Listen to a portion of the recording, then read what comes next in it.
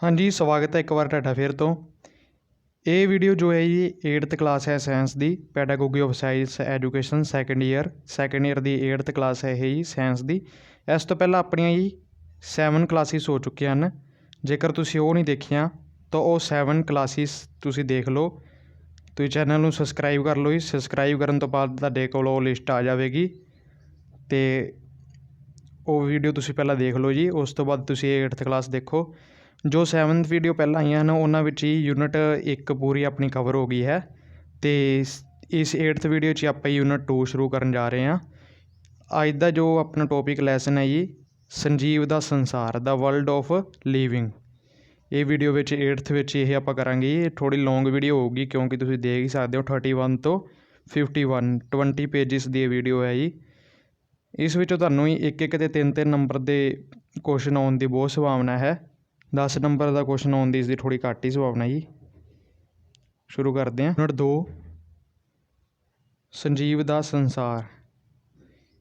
संजीव दा संसार किवें दा जी the world of living. Cell अते सैल दी बनतर सैल एंड इट्स स्ट्रक्चर। सारे संजीव जो सानू नज़र आउंदे हन गुंझलदार रचनावां हन जो तालमेल वाले अनगिनत डब्बिਆਂ ਤੋਂ बने ਹਨ जिन्हां ਨੂੰ आम तौर ते सैल कहा जाता है। ये जीव एक जां एक तो ज़्यादा सैल्लां दे बने हुंदे हन। इन्हां दे संगठन की खास बनतर है कि ये विशेष तौर पर इक्को जिहियां क्रियावां करते हैं। सो संजीवां विच सैल जीवन की इकाई है। बनतरां ते कार्य की सब तो छोटी इकाई सैल है। इस विच जनन प्रक्रिया उत्परिवर्तन उत्तेजना प्रतिक्रिया आदि की योग्यता है।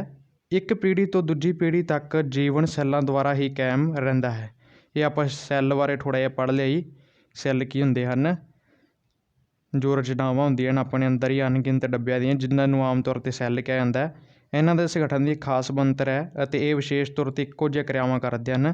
सो संजीवां विच सैल जीवन की इकाई है जी। बनतर ਅਤੇ कार्य की सब तो छोटी इकाई सैल है। एक नंबर जे क्वेश्चन आ सकता है बनतर ਅਤੇ कार्य की सब तो छोटी इकाई किहड़ी है तो सैल है जी। एक पीढ़ी तो दूजी पीढ़ी तक जीवन सैलों द्वारा ही कायम रहिंदा है।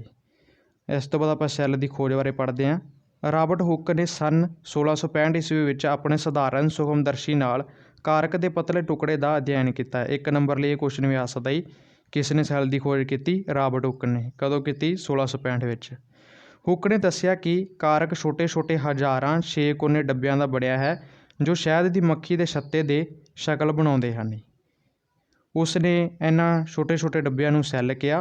सन 1674 ईस्वी विच एटोनी वान लेहोनहक पहला विग्यानी सी जिसने जीवाणु प्रोटोजोआ सपरमैटोजोआ ਅਤੇ लहू के लाल रक्ताणुओं ਨੂੰ अपने डिजाइन की सधारण सुखमदर्शी नाल देखिया। इधर सैल की खोज हो गई। किसने की? रॉबर्ट हुक ने 1665 ईस्वी विच। इसने कई छोटे छोटे डब्बिਆਂ ਦੇ सैल बने होंगे हैं। तो सैल सिद्धांत बारे आप पढ़ते हैं। Cell theory. 2 जर्मन जीव विग्यानी सी एम जे शैलिडिन ਅਤੇ टी ਸਵਾਨ ने क्रमवार 1838 ईस्वी ਅਤੇ 1839 ईस्वी विच सैल सिद्धांत पेश किया जिस अनुसार सैल सारे संजीवां की बनतर ਅਤੇ कार्य की मुढ़ली इकाई है। 1855 ईस्वी विच सैल सिद्धांत विच फिर तो शोध हुई जदों एक होर जर्मन जीव विग्यानी आर वर्चो ने विचार पेश किया कि सारे सैल पहलां तो होंद विच आए सैलों तो बने हैं। किस्मां। न्यूक्लीयर संगठन के आधार पर सैलों को 2 वर्गां विच वंडिया गया है। Prokaryotic cell eukaryotic cell. Prokaryotic cell जो है ये वो सैल हैं जिन्हां दे जनन पदार्थ का संगठन ठीक तरह नहीं हुंदा। इन्हां विच DNA न्यूक्लीयर झिल्ली अंदर नहीं हुंदा। इन्हां सैलों विच स्पष्ट न्यूक्लियस केंद्रक नहीं हुंदा जी। इन्हां विच निकड़े अंग की कमी हुंदी है। उदाहरण वजों जीवाणु नीली हरी इकाई मनुखी लाल रक्ताणु। हाँ जी। प्रोकैरियोटिक सैल जो है इन्हां विच ज़्यादातर नहीं है जी। देख लो तुसीं इन्हां विच DNA न्यूक्लीयर झिल्ली अंदर नहीं हुंदा जी। ये संगठन नहीं हुंदे ठीक तरह। इन्हां विच न्यूक्लियस नहीं हुंदा जी केंद्रक नहीं हुंदा जी। इन्हां विच निकड़े अंग की कमी हुंदी है जी। उदाहरण इन्हां दी हैगी लाल रक्ताणु जीवाणु नीली हरी इकाई जी। इस तो बाद आप पढ़ते हैं ये सैल का स्ट्रक्चर तो देख लो तुसीं। जो इसके बाहर जो वाल जो बने इन्होंने फ्लैजला कहा जाता है। तो जो इसके अंदर जमा किया हुआ भोजन है तो न्यूक्लीयर काया है जी। इस अंदर सैल कंध जो इसके बाहर ये दीवार बनी हुई है सैल कंध है।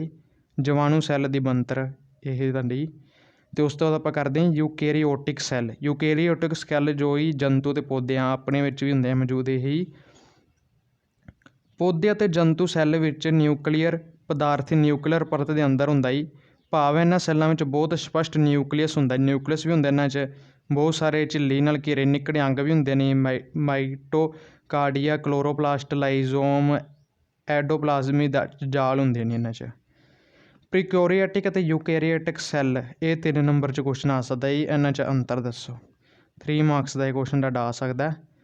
ਸ਼ੁਰੂ ਕਰਦੇ ਹਾਂ। ਪ੍ਰੋਕੈਰੀਓਟਿਕ ਸੈੱਲ ਅਤੇ ਯੂਕੈਰੀਓਟਿਕ ਸੈੱਲ ਇਹ ਆਮ ਤੌਰ 'ਤੇ ਛੋਟੇ ਹੁੰਦੇ ਹਨ, 1 ਤੋਂ 10 ਮਾਈਕਰੋਮੀਟਰ ਦੇ ਹੁੰਦੇ ਹਨ। ਇਹ ਆਮ ਤੌਰ 'ਤੇ ਵੱਡੇ ਹੁੰਦੇ ਨੇ 5 ਤੋਂ 100 ਮਾਈਕਰੋਮੀਟਰ ਦੇ ਹੁੰਦੇ ਹਨ। ਇਹਨਾਂ ਵਿੱਚ ਪੂਰੀ ਤਰ੍ਹਾਂ ਸੰਗਠਿਤ ਕੇਂਦਰਕ ਨਹੀਂ ਹੁੰਦਾ ਜੀ। ਇਹਨਾਂ ਵਿੱਚ ਸੰਗਠਿਤ ਕੇਂਦਰਕ ਹੁੰਦਾ, ਨਿਊਕਲੀਅਰ ਝਿੱਲੀ ਨਾਲ ਘਿਰਿਆ ਨਹੀਂ ਹੁੰਦਾ, ਇਹਦੇ ਨਿਊਕਲੀਅਰ ਪਦਾਰਥ ਨਾਲ ਹੀ ਘਿਰਿਆ ਵੀ ਹੁੰਦਾ। ਉਸ ਤੋਂ ਬਾਅਦ 3rd ਪੁਆਇੰਟ ਵਿੱਚ ਹੀ ਇਹਨਾਂ ਵਿੱਚ ਸਿਰਫ ਇੱਕ ਹੀ ਗੁਣਸੂਤਰ ਹੁੰਦਾ ਹੈ। ਇਹਨਾਂ ਵਿੱਚ ਬਹੁਤ ਸਾਰੇ ਗੁਣਸੂਤਰ ਹੁੰਦੇ ਹਨ। ਨਿਊਕਲੀਅਸ ਨਹੀਂ ਹੁੰਦਾ ਜੀ, ਇਹਨਾਂ 'ਚ ਨਿਊਕਲੀਅਸ ਹੁੰਦਾ। ਝਿੱਲੀ ਨਾਲ ਘਿਰੇ ਨਿੱਕੜੇ ਅੰਗ ਨਹੀਂ ਹੁੰਦੇ ਜੀ, ਝਿੱਲੀ ਨਾਲ ਘਿਰੇ ਨਿੱਕੜੇ ਅੰਗ ਹੁੰਦੇ ਹਨ। ਸੈੱਲਾਂ ਦੀ ਵੰਡ ਖੰਡਨ ਜਾਂ ਬੀਡਿੰਗ ਦੁਆਰਾ ਹੁੰਦੀ ਹੈ ਜੀ। ਸੈੱਲ ਵੰਡ ਸੂਤਰੀ ਵਿਭਾਜਨ ਜਾਂ ਅਰਧ ਸੂਤਰੀ ਵਿਭਾਜਨ ਰਾਹੀਂ ਹੁੰਦੀ ਹੈ ਜੀ। ਇਹਦਾ ਆਪਾਂ ਅੰਤਰ ਕਰ ਲਿਆ ਜੀ ਯੂਕੈਰੀਓਟਿਕ ਅਤੇ ਪ੍ਰੋਕੈਰੀਓਟਿਕ ਸੈੱਲ ਦਾ ਜੀ, ਪ੍ਰੋਕੈਰੀਓਟਿਕ ਸੈੱਲ ਦਾ। ਅਤੇ ਹੁਣ ਆਪਾਂ ਜੀ ਸੈੱਲ ਦੀ ਸ਼ਕਲ ਬਾਰੇ ਕਰਦੇ ਹਾਂ। ਸੈੱਲ ਕਿਵੇਂ ਦੇ ਹੁੰਦੇ ਹਨ, ਸ਼ੇਪ ਇਹਨਾਂ ਦੀ। ਸੈੱਲ ਭਿੰਨ ਭਿੰਨ ਹੁੰਦੇ ਹਨ। ਕੁਝ ਸੈੱਲ ਜਿਵੇਂ ਅਮੀਬਾ ਅਤੇ ਖੂਨ ਦੇ ਸਫੇਦ ਰਕਤਾਣੂ ਆਪਣੀ ਸ਼ਕਲ ਹੀ ਲਗਾਤਾਰ ਬਦਲਦੇ ਰਹਿੰਦੇ ਹਨ। ਅਮੀਬਾ ਜੋ ਹੈ ਜੀ ਅਤੇ ਖੂਨ ਦੇ ਆਪਣੇ ਸਫੇਦ ਜੋ ਵਾਈਟ ਬਲੱਡ ਸੈੱਲ ਹੈ, ਇਹ ਆਪਣੀ ਸ਼ਕਲ ਲਗਾਤਾਰ ਬਦਲਦੇ ਰਹਿੰਦੇ ਹਨ। ਬਾਕੀ ਜਿਵੇਂ ਨਾੜੀ ਸੈੱਲ ਹੋ ਗਈ ਅਤੇ ਬਹੁਤ ਸਾਰੇ ਪੌਦਾ ਸੈੱਲਾਂ ਦੀ ਇੱਕ ਖਾਸ ਸ਼ਕਲ ਹੁੰਦੀ ਹੈ ਜੀ। ਬਹੁਤ ਸੈੱਲੇ ਸੰਜੀਵਾਂ ਵਿੱਚ ਸੈੱਲ ਦੀ ਸ਼ਕਲ ਇਸ ਦੀ ਕਾਰਜਾਤਮਕ ਅਨੁਕੂਲਤਾ 'ਤੇ ਪ੍ਰਭਾਵਿਤ ਕਰਦੀ ਹੈ। ਸੋ ਸੈੱਲਾਂ ਦੀਆਂ ਵਿਭਿੰਨ ਸ਼ਕਲਾਵਾਂ ਜਿਵੇਂ ਬਹੁ ਦਿਸ਼ਾਵੀ 8, 12 ਅਤੇ 14 ਦਿਸ਼ਾਵਾਂ ਵਾਲੀ ਗੋਲ, ਜਿਵੇਂ ਬਹੁਤ ਸਾਰੇ ਜੰਤੂਆਂ ਦੇ ਆਂਡੇ, ਸਪਿੰਡਲ ਪੱਧਰੇ ਪੇਸ਼ੀ ਟਿਸ਼ੂ, ਲੰਬੇ ਜਿਵੇਂ ਨਾੜੀ ਸੈੱਲ, ਸ਼ਾਖਾਵਾਂ, ਕ੍ਰੋਮੈਟੋਫੋਰ ਅਤੇ ਡਿਸਕ ਜਿਵੇਂ ਲਹੂ ਲਾਲ ਰਕਤਾਣੂ, ਇਹ ਇਵੇਂ ਦੇ ਸੈੱਲ ਹੁੰਦੇ ਨੇ। ਇਹਨਾਂ ਦੀਆਂ ਸ਼ਕਲਾਂ ਬਹੁਤ ਦਿਸ਼ਾਵਾਂ ਹੁੰਦੀਆਂ ਜਿਵੇਂ 8, 12, 14 ਦਿਸ਼ਾ ਵਾਲੇ ਵੀ ਹੋ ਸਕਦੇ ਹਨ। ਉਸ ਤੋਂ ਬਾਅਦ ਇਹਨਾਂ ਨੇ ਲਿਖਿਆ ਗੋਲ ਵੀ ਹੋ ਸਕਦੇ ਹਨ, ਜਿਵੇਂ ਅੰਡੇ ਹੁੰਦੇ ਹਨ। ਸਪਿੰਡਲ ਹੋ ਸਕਦੇ ਨੇ, ਪੱਧਰੇ ਰੇਸ਼ੇ, ਲੰਬੇ ਹੋ ਸਕਦੇ ਹਨ, ਸ਼ਾਖਾਵਾਂ ਹੋ ਸਕਦੀਆਂ ਹਨ ਅਤੇ ਡਿਸਕ ਜਿਹੇ ਹੋ ਸਕਦੇ ਨੇ। ਸੈੱਲ ਦਾ ਆਕਾਰ ਕਿਵੇਂ ਦਾ ਜੀ। ਸੈੱਲ ਦਾ ਆਕਾਰ ਦੇਖੋ ਤੁਸੀਂ। ਕੁਝ ਪੌਦੇ ਅਤੇ ਜੰਤੂ ਸੈੱਲ ਨੰਗੀ ਅੱਖ ਨਾਲ ਨਹੀਂ ਵੇਖੇ ਜਾ ਸਕਦੇ। ਬਹੁਤ ਸੈੱਲਾਂ ਨੂੰ ਸੂਖਮਦਰਸ਼ੀ ਨਾਲ ਹੀ ਦੇਖਿਆ ਜਾ ਸਕਦਾ ਹੈ, ਕਿਉਂਕਿ ਉਹਨਾਂ ਦਾ ਵਿਆਸ ਹੀ ਕੁਝ ਮਾਈਕਰੋਮੀਟਰ ਹੀ ਹੁੰਦਾ ਹੈ। ਸਭ ਤੋਂ ਛੋਟਾ ਜਾਣਿਆ ਜਾਂਦਾ ਸੈੱਲ ਇੱਕ ਮਾਈਕਰੋਪਲਾਜ਼ਮਾ ਜਾਂ PPLO, ਇਸ ਦੀ ਫੁੱਲ ਫਾਰਮ ਪਲਿਊਰੋ ਨਮੂਨੀਆ ਲਾਈਕ ਔਰਗੇਨਿਜ਼ਮ ਹੈ ਜੀ। ਇਹ ਦੇਖੋ ਜੋ ਇਸ ਦੀ ਬਣਤਰ ਹੈ। DNA ਇਸ ਦੇ ਅੰਦਰ ਹੁੰਦਾ ਜੀ, ਪਲਾਜ਼ਮਾ ਝਿੱਲੀ ਜੋ ਇਸ ਦੇ ਬਾਹਰ ਹੈ ਥੋੜ੍ਹੀ ਜਿਹੀ, ਅਤੇ ਰਾਈਬੋਜ਼ ਜੋ ਇਸ ਦੇ ਅੰਦਰ ਹੈ ਇੱਥੇ ਜੀ। ਇਸ ਦਾ ਆਕਾਰ ਜੀ 0.1 ਤੋਂ 0.5 ਮਾਈਕਰੋਮੀਟਰ, ਸਭ ਤੋਂ ਛੋਟਾ ਇਹੀ ਹੈ ਜੀ। ਜੀਵਾਣੂ ਸੈੱਲ ਜੋ ਉਹਨਾਂ ਦਾ ਆਕਾਰ ਹੈ 0.5 ਤੋਂ 5 ਮਾਈਕਰੋਮੀਟਰ। ਮਨੁੱਖੀ ਲਾਲ ਰਕਤਾਣੂ ਹੀ 7 ਤੋਂ 20 ਮਾਈਕਰੋਮੀਟਰ ਹੀ। ਮਨੁੱਖੀ ਜਿਗਰ ਅਤੇ ਗੁਰਦੇ ਦੇ ਸੈੱਲ 20 ਤੋਂ 30 ਮਾਈਕਰੋਮੀਟਰ ਹੀ। ਨਾੜੀ ਸੈੱਲ ਤਕਰੀਬਨ 90 ਤੋਂ 100 ਸੈਂਟੀਮੀਟਰ ਲੰਬਾ ਹੁੰਦਾ ਜੀ। ਐਸੀਟੇਬੁਲੇਰੀਆ ਇੱਕ ਸੈੱਲ ਇਕਾਈ ਹੈ ਜਿਸ ਦੀ ਲੰਬਾਈ 10 ਸੈਂਟੀਮੀਟਰ ਹੈ ਜੀ। ਪੌਦਿਆਂ ਵਿੱਚ ਰੇਸ਼ੇ ਕਾਫੀ ਲੰਮੇ ਹੁੰਦੇ ਹਨ। ਕਪਾਹ ਦੇ ਰੇਸ਼ੇ ਹੀ 4 ਸੈਂਟੀਮੀਟਰ ਅਤੇ ਹੈਪ ਦੇ ਰੇਸ਼ੇ ਹੀ 1 ਮੀਟਰ ਲੰਬੇ ਹੁੰਦੇ ਹਨ। ਇਹ ਦੇਖ ਲਓ ਤੁਸੀਂ ਬਣਤਰ। ਇੱਕ ਸੈੱਲ ਇਕਾਈ ਜੋ ਹੈ ਜੀ ਐਸਟੇਬੁਲੇਰੀਆ ਦੀ, ਇਹਦੇ ਜੜ ਹੁੰਦਾ ਜੀ, ਕੇਂਦਰਕ ਹੁੰਦਾ, ਸਟਾਕ ਹੁੰਦਾ ਅਤੇ ਉੱਪਰ ਟੋਪੀ ਹੁੰਦੀ ਹੈ ਜੀ। ਪੰਛੀਆਂ ਦੇ ਅੰਡਿਆਂ ਦੇ ਸੈੱਲ ਸਭ ਤੋਂ ਵੱਡੇ ਹੁੰਦੇ ਹਨ ਜੀ। ਸ਼ਤਰੂਮੁਰਗ ਦਾ ਅੰਡਾ ਜੀ ਜੋ ਸਭ ਤੋਂ ਵੱਡਾ ਪੰਛੀ ਹੈ ਦੁਨੀਆ 'ਤੇ, ਉਸ ਦਾ ਅੰਡਾ ਹੀ 170 ਗੁਣਾ 135 ਮਿਲੀਮੀਟਰ ਹੁੰਦਾ ਹੈ। ਮੁਰਗੀ ਦਾ ਅੰਡਾ ਹੀ 60 ਗੁਣਾ 45 ਮਿਲੀਮੀਟਰ ਹੈ ਜੀ, ਜਦੋਂ ਕਿ ਮਨੁੱਖੀ ਮਾਦਾ ਦਾ ਅੰਡੇ ਦਾ ਵਿਆਸ ਲਗਭਗ 0.1 ਮਿਲੀਮੀਟਰ ਹੁੰਦਾ ਹੈ। ਸੈੱਲ ਗਿਣਤੀ। ਬਹੁਤ ਸਾਰੇ ਸੰਜੀਵ ਇੱਕ ਸੈੱਲ ਤੋਂ ਬਣੇ ਹੁੰਦੇ ਹਨ ਜੀ, ਉਹਨਾਂ ਨੂੰ ਇੱਕ ਸੈੱਲ ਜੀਵ ਕਿਹਾ ਜਾਂਦਾ ਹੈ। ਇਹ ਵੀ ਕੁਛ ਆ ਸਕਦਾ ਜੀ, ਇੱਕ ਸੈੱਲ ਜੀਵ ਦੇ ਨਾਂ ਦੱਸੋ। ਇਹ ਨਾਂ ਜੀ ਅਮੀਬਾ, ਪੈਰਾਮੀਸ਼ੀਅਮ, ਯੂਗਲੀਨਾ ਅਤੇ ਕਲਾਮਾਈਡੋਜ਼, ਡੋਮੋਨਾਸ ਆਦਿ ਹਨ ਜੀ। ਜ਼ਿਆਦਾਤਰ ਸੰਜੀਵ ਬਹੁਤ ਸੈੱਲੇ ਹੁੰਦੇ ਹਨ। ਇਹ ਬਹੁਤ ਸਾਰੇ ਸੈੱਲਾਂ ਦੇ ਬਣੇ ਹੁੰਦੇ ਹਨ। ਪੈਡੋਰੀਨਾ ਵਿੱਚ ਸੈੱਲਾਂ ਦੀ ਗਿਣਤੀ 8 ਤੋਂ 16 ਤੱਕ ਹੁੰਦੀ ਹੈ ਜੀ। ਅਤੇ ਜਦੋਂ ਨਵਜਾਤ ਬੱਚਾ ਹੀ ਨਵਾਂ ਕੋਈ ਬੱਚਾ ਜੰਮਦਾ ਹੈ ਛੋਟਾ, ਤਾਂ ਉਸ ਵਿੱਚ 2 ਟ੍ਰਿਲੀਅਨ ਸੈੱਲ ਹੁੰਦੇ ਹਨ, ਜਦੋਂ ਕਿ ਬਾਲਗ ਮਨੁੱਖ ਆਪਣੇ ਵਰਗਿਆਂ ਵਿੱਚ ਹੀ 100 ਟ੍ਰਿਲੀਅਨ ਸੈੱਲ ਹੁੰਦੇ ਹਨ ਜੀ। ਸੈੱਲ ਦੀ ਬਣਤਰ ਬਾਰੇ ਹੁਣ ਆਪਾਂ ਕਰਦੇ ਹਾਂ ਜੀ। ਸੈੱਲ ਦੀ ਬਣਤਰ ਕਿਵੇਂ ਹੁੰਦੀ ਹੈ। ਸੈੱਲ ਬਹੁਤ ਛੋਟੇ ਹੁੰਦੇ ਹਨ, ਇਹ ਨੰਗੀ ਅੱਖ ਨਾਲ ਨਹੀਂ ਦੇਖੇ ਜਾ ਸਕਦੇ। ਸੈੱਲ ਦੀ ਪੂਰੀ ਬਣਤਰ ਸੂਖਮਦਰਸ਼ੀ ਹੇਠਾਂ ਹੀ ਦੇਖੀ ਜਾ ਸਕਦੀ ਹੈ। ਸਧਾਰਨ ਸੂਖਮਦਰਸ਼ੀ ਜੋ ਕਿ ਪ੍ਰਕਾਸ਼ ਦੀ ਵਰਤੋਂ ਕਰਦਾ ਹੈ, ਇੱਕ ਵਸਤੂ ਨੂੰ 2000 ਗੁਣਾ ਵੱਡਾ ਕਰ ਸਕਦਾ ਹੈ। ਅਤੇ ਇਲੈਕਟ੍ਰਾਨ ਸੂਖਮਦਰਸ਼ੀ ਜੋ ਇਲੈਕਟ੍ਰਾਨਾਂ ਦੀ ਕੜੀ ਦੀ ਵਰਤੋਂ ਕਰਦਾ ਹੈ ਵਸਤੂ ਨੂੰ ਅੱਧਾ ਮਿਲੀਅਨ ਗੁਣਾ ਤੱਕ ਵੱਡਾ ਕਰ ਸਕਦਾ ਹੈ। ਭਾਵੇਂ ਭਿੰਨ ਭਿੰਨ ਸੰਜੀਵਾਂ ਦੇ ਸੈੱਲਾਂ ਦੀ ਬਣਤਰ ਵਿੱਚ ਭਿੰਨਤਾ ਹੁੰਦੀ ਹੈ, ਪਰ ਬਹੁਤ ਸੈੱਲੇ ਸੰਜੀਵਾਂ ਦੇ ਸੈੱਲ ਸ਼ਕਲ, ਆਕਾਰ ਅਤੇ ਕਾਰਜ ਪੱਖੋਂ ਭਿੰਨ ਹੁੰਦੇ ਹਨ। ਇਹਨਾਂ ਭਿੰਨਤਾਵਾਂ ਦੇ ਬਾਵਜੂਦ ਵੀ ਹਰੇਕ ਸੈੱਲ ਦੀ ਮੁੱਢਲੀ ਬਣਤਰ ਇੱਕੋ ਜਿਹੀ ਹੁੰਦੀ ਹੈ।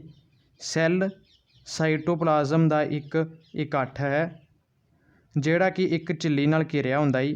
ਜੀਵਨ ਦੀਆਂ ਸਾਰੀਆਂ ਕਿਰਿਆਵਾਂ ਕਰਨ ਦੇ ਯੋਗ ਹੁੰਦਾ ਹੈ। ਇੱਕ ਸੈੱਲ ਵਿੱਚ ਨਿਮਨਲਿਖਤ ਰਚਨਾਵਾਂ ਹੁੰਦੀਆਂ ਨੇ। ਜੀਵ ਵਿਗਿਆਨ ਦੀ ਉਹ ਸ਼ਾਖਾ ਜਿਹੜੀ ਸੈੱਲਾਂ ਦੀ ਬਣਤਰ ਅਤੇ ਕਾਰਜ ਦਾ ਅਧਿਐਨ ਕਰਦੀ ਹੈ ਉਹਨਾਂ ਨੂੰ ਸੈੱਲ ਬਾਇਓਲੋਜੀ ਕਿਹਾ ਜਾਂਦਾ ਹੈ। ਇਹ ਪੌਦਾ ਸੈੱਲ ਅਤੇ ਜੰਤੂ ਸੈੱਲ ਇਹਨਾਂ ਨੇ ਦੱਸਿਆ ਹੀ। ਜੰਤੂ ਸੈੱਲ ਬਾਰੇ ਆਪਾਂ ਪਹਿਲਾਂ ਵੇਖਦੇ ਹਾਂ। ਇਹਦੇ 'ਚ ਪਲਾਜ਼ਮਾ ਝੱਲੀ ਹੁੰਦੀ ਹੈ, ਬਾਹਰੀ ਅੰਦਰ ਮਾਈਟੋਕਾਂਡਰੀਆ ਹੁੰਦਾ ਜੀ, ਕੇਂਦਰਕ ਹੁੰਦਾ ਜੀ, ਅਤੇ ਸਾਈਟੋਪਲਾਜ਼ਮ ਹੁੰਦੇ ਹਨ ਜੋ ਇਹ ਛੋਟੇ ਛੋਟੇ ਹਨ ਜੀ, ਸਾਈਟੋਪਲਾਜ਼ਮ। ਪੌਦਾ ਸੈੱਲ ਵਿੱਚ ਕੀ ਹੁੰਦਾ ਜੀ, ਕਲੋਰੋਪਲਾਸਟ ਹੁੰਦਾ ਇੱਥੇ ਜੀ, ਟੋਨਪਲਾਸਟ ਹੁੰਦਾ ਅੰਦਰ ਹੀ, ਕੇਂਦਰਕ ਹੁੰਦਾ ਇੱਥੇ ਜੀ, ਮਾਈਕਰੋਕਾਂਡਰੀਆ ਹੁੰਦਾ ਜੀ, ਰਾਜਧਾਨੀ ਹੁੰਦੀ ਹੈ ਜੀ, ਪਲਾਜ਼ਮਾ ਝੱਲੀ ਹੁੰਦੀ ਹੈ ਇੱਥੇ ਜੀ, ਸੈੱਲ ਕੰਧ ਜੋ ਸਭ ਤੋਂ ਬਾਹਰ ਹੁੰਦੀ ਹੈ ਜੀ। ਸੈੱਲ ਕੰਧ ਬਾਰੇ ਪੜ੍ਹਦੇ ਹਾਂ ਜੀ। ਇਹ 3 ਨੰਬਰ 'ਚ ਕੁਐਸਚਨ ਆ ਸਕਦਾ, ਸੈੱਲ ਕੰਧ ਬਾਰੇ ਦੱਸੋ ਅਤੇ ਇਸ ਦੇ ਕਾਰਜ ਬਾਰੇ ਦੱਸੋ। ਇਹ ਪੌਦਾ ਸੈੱਲ ਦੀ ਬਾਹਰਲੀ ਮਜ਼ਬੂਤ ਸੁਰੱਖਿਆ ਪ੍ਰਦਾਨ ਕਰਨ ਵਾਲੀ ਝਿੱਲੀ ਹੁੰਦੀ ਹੈ ਜੀ। ਸੈੱਲ ਕੰਧ ਨੂੰ ਆਮ ਤੌਰ 'ਤੇ ਪ੍ਰੋਟੋਪਲਾਜ਼ਮ ਦੇ ਰਿਸਾਓ ਦੁਆਰਾ ਬਣੀ ਨਿਰਜੀਵ ਰਚਨਾ ਸਮਝਿਆ ਜਾਂਦਾ ਹੈ, ਪਰ ਅਸਲ ਵਿੱਚ ਇਹ ਆਹਾਰਨ ਪਾਚਨ ਪੱਖੋਂ ਕਾਰਜਸ਼ੀਲ ਹੁੰਦੀ ਹੈ ਜੀ, ਵਿਕਾਸ ਦੇ ਯੋਗ ਹੁੰਦੀ ਹੈ। ਕਾਰਜ: ਇਹ ਸੈੱਲ ਨੂੰ ਇੱਕ ਖਾਸ ਸ਼ਕਲ ਪ੍ਰਦਾਨ ਕਰਦੀ ਹੈ ਜੀ। ਇਹ ਪਲਾਜ਼ਮਾ ਝੱਲੀ ਅਤੇ ਅੰਦਰੂਨੀ ਰਚਨਾਵਾਂ ਨੂੰ ਹਾਨੀਕਾਰਕ ਜੀਵਾਣੂਆਂ ਅਤੇ ਯਾਂਤਰਿਕ ਸੱਟ ਤੋਂ ਬਚਾਉਂਦੀ ਹੈ ਜੀ। ਇਹ ਆਪਣੇ ਅਧੀਨ ਵਿਭਿੰਨ ਪਦਾਰਥਾਂ ਦੀ ਢੋਆ ਢੁਆਈ ਵਿੱਚ ਮਦਦ ਕਰਦੀ ਹੈ ਜੀ। ਇਹ ਪ੍ਰਸਾਰਣੀ ਦਬਾਅ ਦੇ ਪ੍ਰਭਾਵ ਨੂੰ ਖਤਮ ਕਰਦੀ ਹੈ ਜੀ। ਸੈੱਲ ਕੰਧ ਦੇ ਵਿਕਾਸ ਤੋਂ ਸੈੱਲ ਦੇ ਵਿਕਾਸ ਦਾ ਪਤਾ ਲੱਗਦਾ ਜੀ। ਇਹਦੇ 5 ਪੁਆਇੰਟ ਇੱਕ ਵਾਰੀ ਫਿਰ ਰੀਡ ਕਰਦੇ ਹਾਂ। ਸੈੱਲ ਨੂੰ ਇੱਕ ਖਾਸ ਸ਼ਕਲ ਦਿੰਦੀ ਹੈ। ਇਹ ਪਲਾਜ਼ਮਾ ਝੱਲੀ ਅਤੇ ਅੰਦਰੂਨੀ ਰਚਨਾਵਾਂ ਨੂੰ ਹਾਨੀਕਾਰਕ ਜੰਤੂਆਂ ਅਤੇ ਯਾਂਤਰਿਕ ਸੱਟ ਤੋਂ ਬਚਾਉਂਦੀ ਹੈ ਜੀ। ਇਹ ਆਪਣੇ ਅਧੀਨ ਵਿਭਿੰਨ ਪਦਾਰਥਾਂ ਦੀ ਢੋਆ ਢੁਆਈ ਵਿੱਚ ਮਦਦ ਕਰਦੀ ਹੈ ਜੀ। ਇਹ ਪ੍ਰਸਾਰਣੀ ਦਬਾਅ ਦੇ ਪ੍ਰਭਾਵ ਨੂੰ ਖਤਮ ਕਰਦੀ ਹੈ। ਸੈੱਲ ਕੰਧ ਦੇ ਵਿਕਾਸ ਤੋਂ ਸੈੱਲ ਦੇ ਵਿਕਾਸ ਦਾ ਪਤਾ ਲੱਗਦਾ ਜੀ। ਸੈੱਲ ਝਿੱਲੀ ਬਾਰੇ ਪੜ੍ਹਦੇ ਹਾਂ ਜੋ ਸੈੱਲ ਕੰਧ ਦੇ ਅੰਦਰ ਹੁੰਦੀ ਹੈ। ਹਰੇਕ ਸੈੱਲ ਇੱਕ ਪਤਲੀ ਅਤੇ ਨਰਮ ਸੰਜੀਵ 3 ਪਰਤੀ ਝਿੱਲੀ ਨਾਲ ਘਿਰਿਆ ਹੁੰਦਾ ਜੀ, ਜਿਸ ਨੂੰ ਸੈੱਲ ਝਿੱਲੀ ਕਿਹਾ ਜਾਂਦਾ ਹੈ। ਹਰੇਕ ਸੈੱਲ ਜੋ ਹੈ ਇੱਕ ਪਤਲੀ, ਨਰਮ, ਸੰਜੀਵ ਅਤੇ 3 ਪਰਤੀ ਝਿੱਲੀ ਨਾਲ ਘਿਰਿਆ ਹੁੰਦਾ ਜਿਸ ਨੂੰ ਸੈੱਲ ਝਿੱਲੀ ਕਿਹਾ ਜਾਂਦਾ ਜੀ। ਅਣਵਿਕ ਪਦਾਰਥ ਅਤੇ ਇਸ ਵਿੱਚ ਚਰਬੀਆਂ ਦੇ ਅਣੂਆਂ ਦੀ ਲਗਾਤਾਰ ਦੋਹਰੀ ਪਰਤ ਹੁੰਦੀ ਹੈ ਜਿਸ ਅੰਦਰ ਪ੍ਰੋਟੀਨ ਦੇ ਅਣੂ ਫਸੇ ਹੁੰਦੇ ਹਨ। ਕਾਰਜੀ: ਪਲਾਜ਼ਮਾ ਝਿੱਲੀ ਚੁਣਨਯੋਗ ਮੁਸਾਮਦਾਰ ਪਰਤ ਹੁੰਦੀ ਹੈ ਜੀ, ਇਸ ਲਈ ਇਹ ਚੋਣਵੇਂ ਪਦਾਰਥਾਂ ਨੂੰ ਅੰਦਰ ਜਾਣ ਦਿੰਦੀ ਹੈ ਜੀ। ਪਲਾਜ਼ਮਾ ਝਿੱਲੀ ਸੈੱਲ ਦੇ ਜੈਲ ਜੇ ਤਰਲ ਨੂੰ ਘੇਰ ਲੈਂਦੀ ਹੈ ਜੀ। ਇਹ ਸੈੱਲ ਨੂੰ ਸੱਟ ਤੋਂ ਬਚਾਉਂਦੀ ਹੈ। ਝਿੱਲੀਆਂ ਸੈੱਲਾਂ ਵਿਚਕਾਰ ਕਾਰਬਨਿਕ ਜੋੜ ਬਣਾਉਂਦੀਆਂ ਨੇ। ਸਾਈਟੋਪਲਾਜ਼ਮ ਕੀ ਹੁੰਦਾ ਜੀ? ਪਲਾਜ਼ਮਾ ਝਿੱਲੀ ਅਤੇ ਕੇਂਦਰਕ ਵਿਚਲੀ ਇੱਕ ਥਾਂ ਇੱਕ ਅਨਿਯਮਿਤ ਅਲਪ ਪਾਰਦਰਸ਼ੀ ਸਮਰੂਪ ਅਤੇ ਲੇਸਦਾਰ ਤਰਲ ਨਾਲ ਭਰੀ ਹੁੰਦੀ ਹੈ ਜਿਸ ਨੂੰ ਸਾਈਟੋਪਲਾਜ਼ਮਿਕ ਮੈਟ੍ਰਿਕਸ ਕਿਹਾ ਜਾਂਦਾ ਹੈ। ਇਸ ਵਿੱਚ ਵਿਭਿੰਨ ਕਾਰਬਨਿਕ ਅਣੂ ਜਿਵੇਂ ਪਾਣੀ, ਸੋਡੀਅਮ ਅਤੇ ਪੋਟਾਸ਼ੀਅਮ ਦੇ ਲੂਣ, ਅਮੀਨੋ ਐਸਿਡ, ਕਾਰਬੋਹਾਈਡਰੇਟ, ਚਰਬੀ ਅਤੇ ਪ੍ਰੋਟੀਨ ਆਦਿ ਹੁੰਦੇ ਹਨ। ਸਾਈਟੋਪਲਾਜ਼ਮ ਵਿੱਚ ਬਹੁਤ ਸਾਰੇ ਨਿੱਕੜੇ ਅੰਗ ਤੈਰਦੇ ਨਜ਼ਰ ਆਉਂਦੇ ਹਨ। ਇਹ ਇੱਕ ਤਰ੍ਹਾਂ ਦਾ ਤਰਲ ਹੀ ਹੁੰਦਾ ਜੀ ਸਾਈਟੋਪਲਾਜ਼ਮ, ਜਿਸ ਵਿੱਚ ਵਿਭਿੰਨ ਪਾਣੀ ਹੁੰਦਾ ਜੀ, ਸੋਡੀਅਮ ਹੁੰਦਾ, ਪੋਟਾਸ਼ੀਅਮ ਦੇ ਲੂਣ ਹੋ ਗਈ, ਅਮੀਨੋ ਐਸਿਡ ਹੋ ਗਈ, ਕਾਰਬੋਹਾਈਡਰੇਟ, ਚਰਬੀ, ਪ੍ਰੋਟੀਨ ਹੁੰਦੇ ਹਨ। ਕਾਰਜ: ਇਸ ਦੇ ਕਾਰਜ ਬਾਰੇ ਪੜ੍ਹਦੇ ਹਾਂ। ਇਹ ਸੈੱਲ ਅੰਦਰ ਬਹੁਤ ਸਾਰੇ ਯੌਗਿਕਾਂ ਅਤੇ ਐਂਜ਼ਾਈਮ ਅਤੇ ਪੋਸ਼ਕਾਂ ਦੀ ਵੰਡ ਕਰਨ ਵਿੱਚ ਮਦਦ ਕਰਦਾ ਹੈ। ਇਹ ਵਿਭਿੰਨ ਨਿੱਕੜੇ ਅੰਗਾਂ ਵਿਚਕਾਰਾਂ ਪਦਾਰਥਾਂ ਦੇ ਆਦਾਨ ਪ੍ਰਦਾਨ ਵਿੱਚ ਮਦਦ ਕਰਦਾ ਹੈ। ਨਿਊਕਲੀਆਟਾਇਡ ਨਿਊਕਲੀ ਅਮਲ, ਪ੍ਰੋਟੀਨ ਅਤੇ ਚਰਬੀ ਦਾ ਸੰਸ਼ਲੇਸ਼ਣ ਸਾਈਟੋਪਲਾਜ਼ਮ ਵਿੱਚ ਹੁੰਦਾ ਹੈ। ਸਾਈਟੋਪਲਾਜ਼ਮ ਵਿੱਚ ਗਲੂਕੋਜ਼ ਦਾ ਵਿਘਟਨ ਹੁੰਦਾ ਹੈ। ਇਹ ਇਸ ਦੇ ਕੰਮ ਹਨ 4। ਇੱਕ ਵਾਰ ਫਿਰ ਤੋਂ ਰੀਡ ਕਰ ਲੈਂਦੇ ਥੋੜ੍ਹੇ। ਇਹ ਸੈੱਲ ਅੰਦਰ ਬਹੁਤ ਸਾਰੇ ਯੌਗਿਕਾਂ ਅਤੇ ਐਂਜ਼ਾਈਮ ਅਤੇ ਪੋਸ਼ਕਾਂ ਦੀ ਵੰਡ ਕਰਨ ਵਿੱਚ ਮਦਦ ਕਰਦਾ ਹੈ। ਇਹ ਵਿਭਿੰਨ ਨਿੱਕੜੇ ਅੰਗਾਂ ਵਿਚਕਾਰ ਪਦਾਰਥਾਂ ਦੇ ਆਦਾਨ ਪ੍ਰਦਾਨ ਵਿੱਚ ਮਦਦ ਕਰਦਾ ਹੈ। ਨਿਊਕਲੀਆਟਾਇਡ ਪ੍ਰੋਟੀਨ ਅਤੇ ਚਰਬੀ ਦਾ ਸੰਸ਼ਲੇਸ਼ਣ ਸਾਈਟੋਪਲਾਜ਼ਮ ਵਿੱਚ ਹੁੰਦਾ ਹੈ। ਸਾਈਟੋਪਲਾਜ਼ਮ ਵਿੱਚ ਗਲੂਕੋਜ਼ ਦਾ ਵਿਘਟਨ ਹੁੰਦਾ ਹੈ।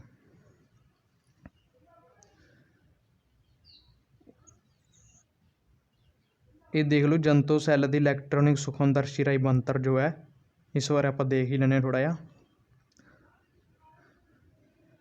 ਇਸ ਦੇ ਅੰਦਰ ਜੋ ਹੈ ਜੀ ਇਹ ਗਲਾਜ਼ੀ ਪਦਾਰਥ ਹੁੰਦਾ ਹੈ। ਇਹ ਪਲਾਜ਼ਮਾ ਝੱਲੀ ਹੈ ਜੋ ਇੱਥੇ ਬਾਹਰ ਹੈ ਜੀ। ਸਾਈਟੋਪਲਾਜ਼ਮ ਜੋ ਇਸ ਦੇ ਅੰਦਰ ਤੈਰ ਰਿਹਾ ਹੈ ਜੀ, ਇਹ ਤਰਲ ਤੇ ਨਿਊਕਲੀਅਸ ਹੁੰਦਾ ਜੋ ਇਸ ਦੇ ਇੱਥੇ ਹੈ ਜੀ, ਕੇਂਦਰਕ ਇਸ ਦੇ ਉੱਪਰ ਜੋ ਹੈ ਜੀ, ਤੇ ਰਾਜਧਾਨੀ ਇਹ ਜੀ, ਤੇ ਇਹ ਰਹੇ ਛੋਟਾ ਜਿਹਾ ਐਂਡੋਪਲਾਜ਼ਮਿਕ ਜਾਲ ਹੁੰਦਾ ਜੀ, ਤੇ ਰਾਈਬੋਜ਼ਮ ਹੁੰਦਾ ਜੀ ਜੋ ਇਹ ਰਿਹਾ, ਮਾਈਕਰੋਕਾਰਡੀਆ ਜੋ ਇੱਥੇ ਹੈ ਜੀ, ਤੇ ਲਾਈਸੋਸੋਮਜ਼ ਹੁੰਦੇ ਹਨ ਜੋ ਇੱਥੇ ਹਨ ਜੀ। ਇਸ ਤੋਂ ਬਾਅਦ ਆਪਾਂ ਪੌਦਾ ਸੈੱਲ ਬਾਰੇ ਇੱਕ ਦੇਖਦੇ ਹਾਂ। ਕੇਂਦਰੀ ਰਾਜਧਾਨੀ ਇਸ ਦੇ ਅੰਦਰ ਹੁੰਦੀ ਹੈ, ਟੋਨੋਪਲਾਜ਼ਮ ਇਸ ਦੇ ਇੱਥੇ ਹੈ ਜੀ, ਰਾਈਬੋਜ਼ਮ ਜੋ ਹੈ ਰੇ, ਐਂਡੋਪਲਾਜ਼ਮਿਕ ਜਾਲ ਇਹਦੇ 'ਚ ਵੀ ਇੱਥੇ ਹੁੰਦਾ ਜੀ, ਨਿਊਕਲੀਅਸ ਹੁੰਦਾ ਇਸ ਦੇ ਅੰਦਰ ਹੀ, ਕੇਂਦਰਕ ਹੁੰਦਾ ਇਸ ਦੇ ਅੰਦਰ, ਸਾਈਟੋਪਲਾਜ਼ਮ ਹੁੰਦਾ ਜੋ ਇੱਥੇ ਤੈਰ ਰਿਹਾ ਉਸੇ ਤਰ੍ਹਾਂ ਹੀ, ਜਿਸ ਵਿੱਚ ਪ੍ਰੋਟੀਨ ਚਰਬੀ ਹੁੰਦਾ ਆਪਾਂ ਪੜ੍ਹਿਆ ਸੀ ਪਿੱਛੇ, ਪਲਾਜ਼ਮਾ ਝੱਲੀ ਜੋ ਇਸ ਦੇ ਅੰਦਰ ਹੈ, ਇਹ ਵਾਲੀ ਦੂਸਰੀ ਲਾਈਨ, ਸੈੱਲ ਕੰਧ ਜੋ ਬਾਹਰ ਹੈ ਸਭ ਤੋਂ ਹੀ, ਤੇ ਮਾਈਕਰੋਕਾਰਡੀਆ ਇੱਥੇ ਹੈ ਜੀ, ਤੇ ਪਲਾਸਟਾਈਜ਼ ਇੱਥੇ ਹੈ ਜੀ, ਇਹ ਲਾਸਟ ਜੋ ਪਲਾਸਟਾਈਡਸ ਹੈ।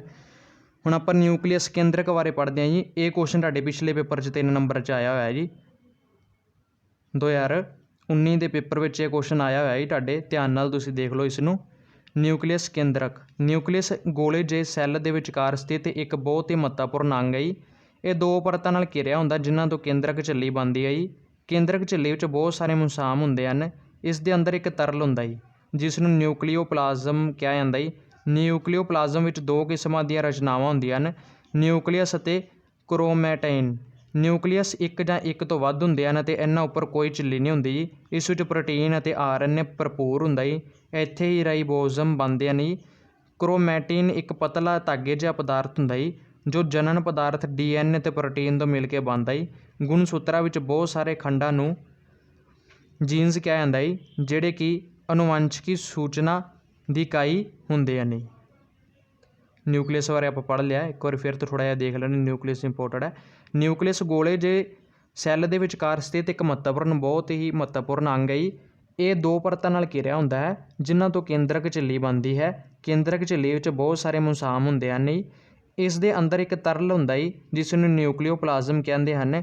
ਨਿਊਕਲੀਓਪਲਾਜ਼ਮ ਵਿੱਚ 2 ਕਿਸਮ ਦੀਆਂ ਰਚਨਾਵਾਂ ਹੁੰਦੀਆਂ ਹਨ, ਨਿਊਕਲੀਅਸ ਕ੍ਰੋਮੈਟਿਨ। ਨਿਊਕਲੀਅਸ ਇੱਕ ਜਾਂ ਇੱਕ ਤੋਂ ਵੱਧ ਹੁੰਦੇ ਹਨ, ਇਹਨਾਂ ਉੱਪਰ ਕੋਈ ਝਿੱਲੀ ਨਹੀਂ ਹੁੰਦੀ। ਇਸ ਵਿੱਚ ਪ੍ਰੋਟੀਨ ਅਤੇ RNA ਭਰਪੂਰ ਹੁੰਦਾ ਜੀ। ਇੱਥੇ ਹੀ ਰਾਈਬੋਜ਼ਮ ਬਣਦੇ ਹਨ। ਕ੍ਰੋਮੈਟਿਨ ਇੱਕ ਪਤਲਾ ਧਾਗਾ ਜਿਹਾ ਪਦਾਰਥ ਹੈ ਜੋ ਜਣਨ ਪਦਾਰਥ DNA ਅਤੇ ਪ੍ਰੋਟੀਨ ਤੋਂ ਮਿਲ ਕੇ ਬਣਦਾ ਜੀ। ਸੂਤਰਾਂ ਵਿੱਚ ਬਹੁਤ ਸਾਰੇ ਖੰਡਾਂ ਨੂੰ ਜੀਨਸ ਕਿਹਾ ਜਾਂਦਾ ਹੈ, ਜਿਹੜੇ ਕਿ ਅਨੁਵਾਂਸ਼ਿਕੀ ਸੂਚਨਾ ਦੀ ਇਕਾਈ ਹੁੰਦੇ ਹਨ। ਇਸ ਤੋਂ ਬਾਅਦ ਆਪਾਂ ਕਾਰਜ ਕਰਦੇ ਹਾਂ ਇਸ ਦੇ। ਕੇਂਦਰਕ ਸੈੱਲ ਦੀਆਂ ਸਾਰੀਆਂ ਕਿਰਿਆਵਾਂ ਨੂੰ ਨਿਯੰਤਰਿਤ ਕਰਦਾ ਜੀ, ਇਸ ਲਈ ਇਸ ਨੂੰ ਸੈੱਲ ਦਾ ਕੰਟਰੋਲ ਸੈਂਟਰ ਕਿਹਾ ਜਾਂਦਾ ਜੀ। ਕੇਂਦਰਕ 2 ਕ੍ਰੋਮੈਟਿਨ ਭਾਗ ਵਿੱਚ ਉਹ ਸਾਰੇ ਜੈਨਿਕ ਸੂਚਨਾ ਜਿਹੜੀ ਕਿ ਸੰਜੀਵ ਦੇ ਵਾਧੇ ਅਤੇ ਵਿਕਾਸ ਲਈ ਲੋੜੀਂਦੀ ਹੈ ਜੀ।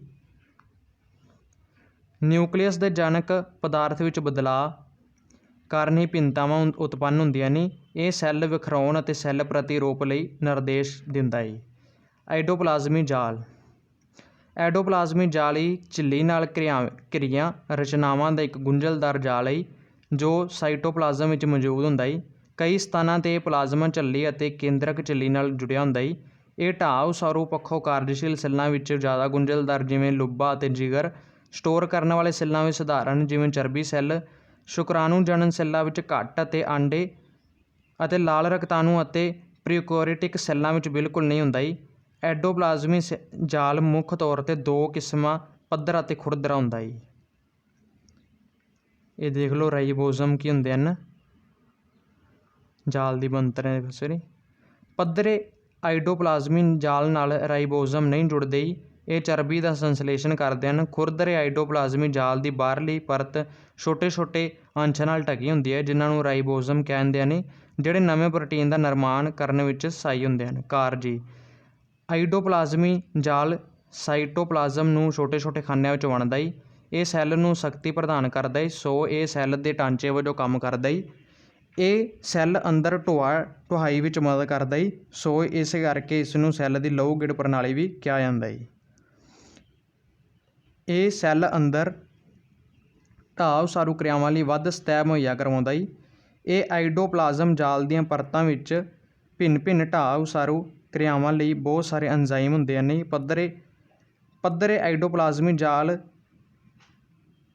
ਜ਼ਹਿਰੀਲੇ ਪਦਾਰਥ ਜਿਵੇਂ ਐਸਪਰੀਨ, ਕੀੜਨਾਸ਼ਕ ਅਤੇ ਪ੍ਰਦੂਸ਼ਕਾਂ ਨੂੰ ਜ਼ਹਿਰ ਮੁਕਤ। ਹਾਂਜੀ, ਹੁਣ ਆਪਾਂ ਗੱਲ ਕਰਦੇ ਹਾਂ ਰਾਈਬੋਜ਼ਮ ਬਾਰੇ। ਇਹ ਇੰਪੋਰਟੈਂਟ ਹੈ, 3 ਨੰਬਰ 'ਚ ਆ ਸਕਦਾ ਇਹ ਹੀ, ਆ ਨਹੀਂ ਸਕਦਾ, ਆਊਗਾ ਹੀ ਮੇਰੇ ਹਿਸਾਬ ਨਾਲ ਹੀ।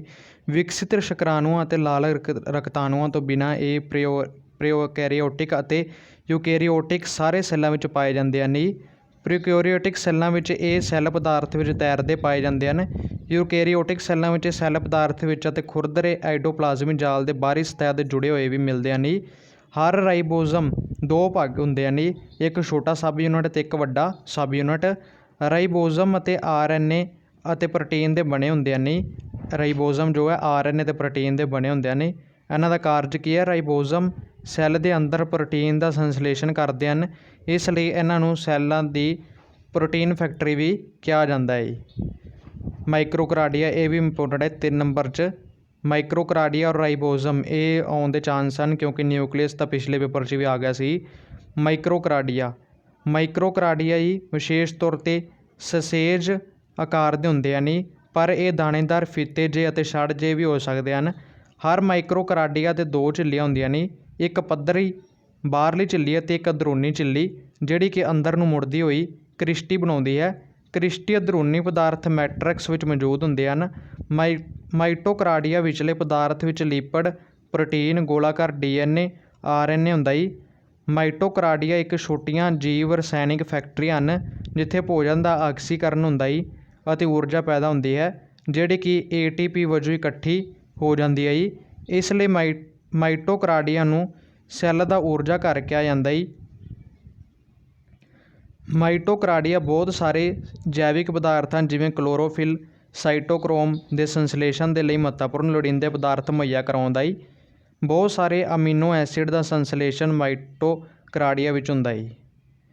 ਮਾਈਟੋਕਾਰਡੀਆ ਨੂੰ ਕੀ ਕਿਹਾ ਜਾਂਦਾ ਹੈ? ਸੈੱਲ ਦਾ ਊਰਜਾ ਸੈੱਲ ਵੀ ਕਿਹਾ ਜਾਂਦਾ ਜੀ, ਸੈੱਲ ਦਾ ਊਰਜਾ ਘਰ ਵੀ ਕਿਹਾ ਜਾਂਦਾ। 1 ਨੰਬਰ 'ਚ ਕੁਐਸਚਨ ਆ ਸਕਦਾ। ਮਾਈਕਰੋਕਾਰਡੀਆ ਵਿਸ਼ੇਸ਼ ਤੌਰ 'ਤੇ ਸਜੇਜ ਆਕਾਰ ਦੇ ਹੁੰਦੇ ਹਨ, ਪਰ ਇਹ ਦਾਣੇਦਾਰ ਦੇ ਫੀਤੇ ਜਿਹੇ ਵੀ ਹੋ ਸਕਦੇ ਹਨ, ਛੜ ਜਿਹੇ ਵੀ ਹੋ ਸਕਦੇ ਹਨ। ਹਰ ਮਾਈਕਰੋਕਾਰਡੀਆ 2 ਝਿੱਲੀਆਂ ਹੁੰਦੀਆਂ ਨੇ, ਇੱਕ ਬਾਹਰਲੀ ਝਿੱਲੀ, ਇੱਕ ਅੰਦਰੂਨੀ ਝਿੱਲੀ, ਜੋ ਅੰਦਰ ਨੂੰ ਮੁੜਦੀ ਹੋਈ ਕ੍ਰਿਸਟੀ ਬਣਾਉਂਦੀ ਹੈ। ਕ੍ਰਿਸਟੀ ਅੰਦਰੂਨੀ ਪਦਾਰਥ ਮੈਟਰਿਕਸ ਵਿੱਚ ਮੌਜੂਦ ਹੁੰਦੇ ਹਨ। ਮਾਈਕਰੋਕਾਰਡੀਆ ਵਿਚਲੇ ਪਦਾਰਥ ਵਿੱਚ ਲਿਪਿਡ, ਪ੍ਰੋਟੀਨ, ਗੋਲਾਕਾਰ DNA ਅਤੇ RNA ਹੁੰਦਾ ਜੀ। ਮਾਈਕਰੋਕਾਰਡੀਆ ਇੱਕ ਛੋਟੀਆਂ ਜੀਵ ਰਸਾਇਣਿਕ ਫੈਕਟਰੀਆਂ ਹਨ ਜੀ, ਜਿੱਥੇ ਭੋਜਨ ਦਾ ਆਕਸੀਕਰਨ ਹੁੰਦਾ ਜੀ। ਭੋਜਨ ਦਾ ਆਕਸੀਕਰਨ ਇੱਥੇ ਹੁੰਦਾ ਅਤੇ ਊਰਜਾ ਵੀ ਪੈਦਾ ਹੁੰਦੀ ਹੈ, ਭੋਜਨ ਟੁੱਟਦਾ ਇੱਥੇ, ATP ਵਜੋਂ ਇਕੱਠੀ ਹੁੰਦੀ ਹੈ ਜੀ। ਇਸ ਲਈ ਮਾਈਟੋਕਾਰਡੀਆ ਨੂੰ ਸੈੱਲ ਦਾ ਊਰਜਾ ਘਰ ਕਿਹਾ ਜਾਂਦਾ ਜੀ। ਮਾਈਟੋਕਾਰਡੀਆ ਬਹੁਤ ਸਾਰੇ ਜੈਵਿਕ ਪਦਾਰਥ ਹਨ, ਜਿਵੇਂ ਕਲੋਰੋਫਿਲ, ਸਾਈਟੋਕਰੋਮ ਦੇ ਸੰਸਲੇਸ਼ਨ ਲਈ ਮਹੱਤਵਪੂਰਨ ਲੋੜੀਂਦੇ ਪਦਾਰਥ ਮੁਹੱਈਆ ਕਰਾਉਂਦਾ ਜੀ।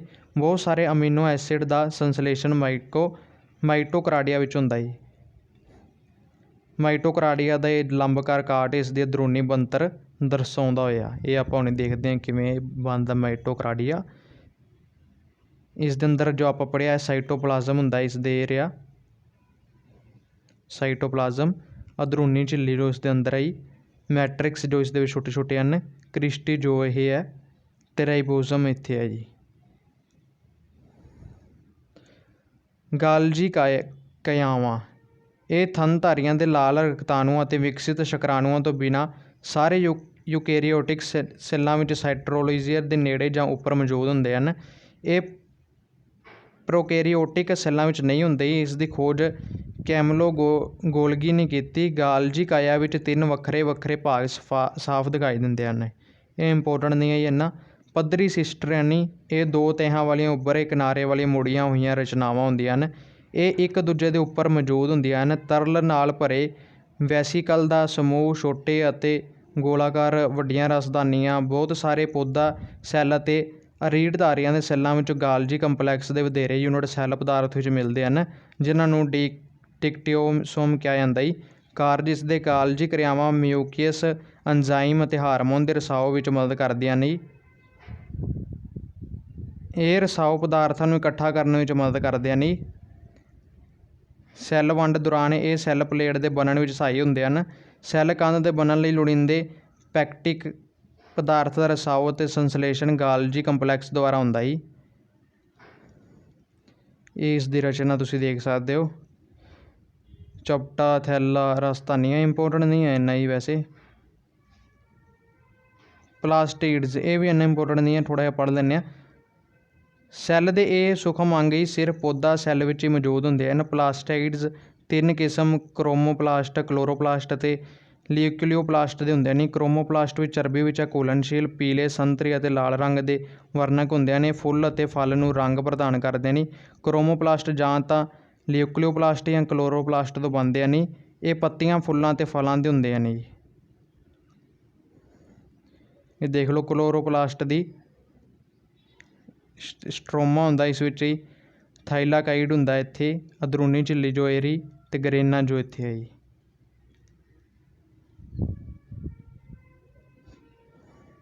ਕਲੋਰੋਪਲਾਸਟ ਇਹ ਥੋੜ੍ਹਾ ਇੰਪੋਰਟੈਂਟ ਹੈ।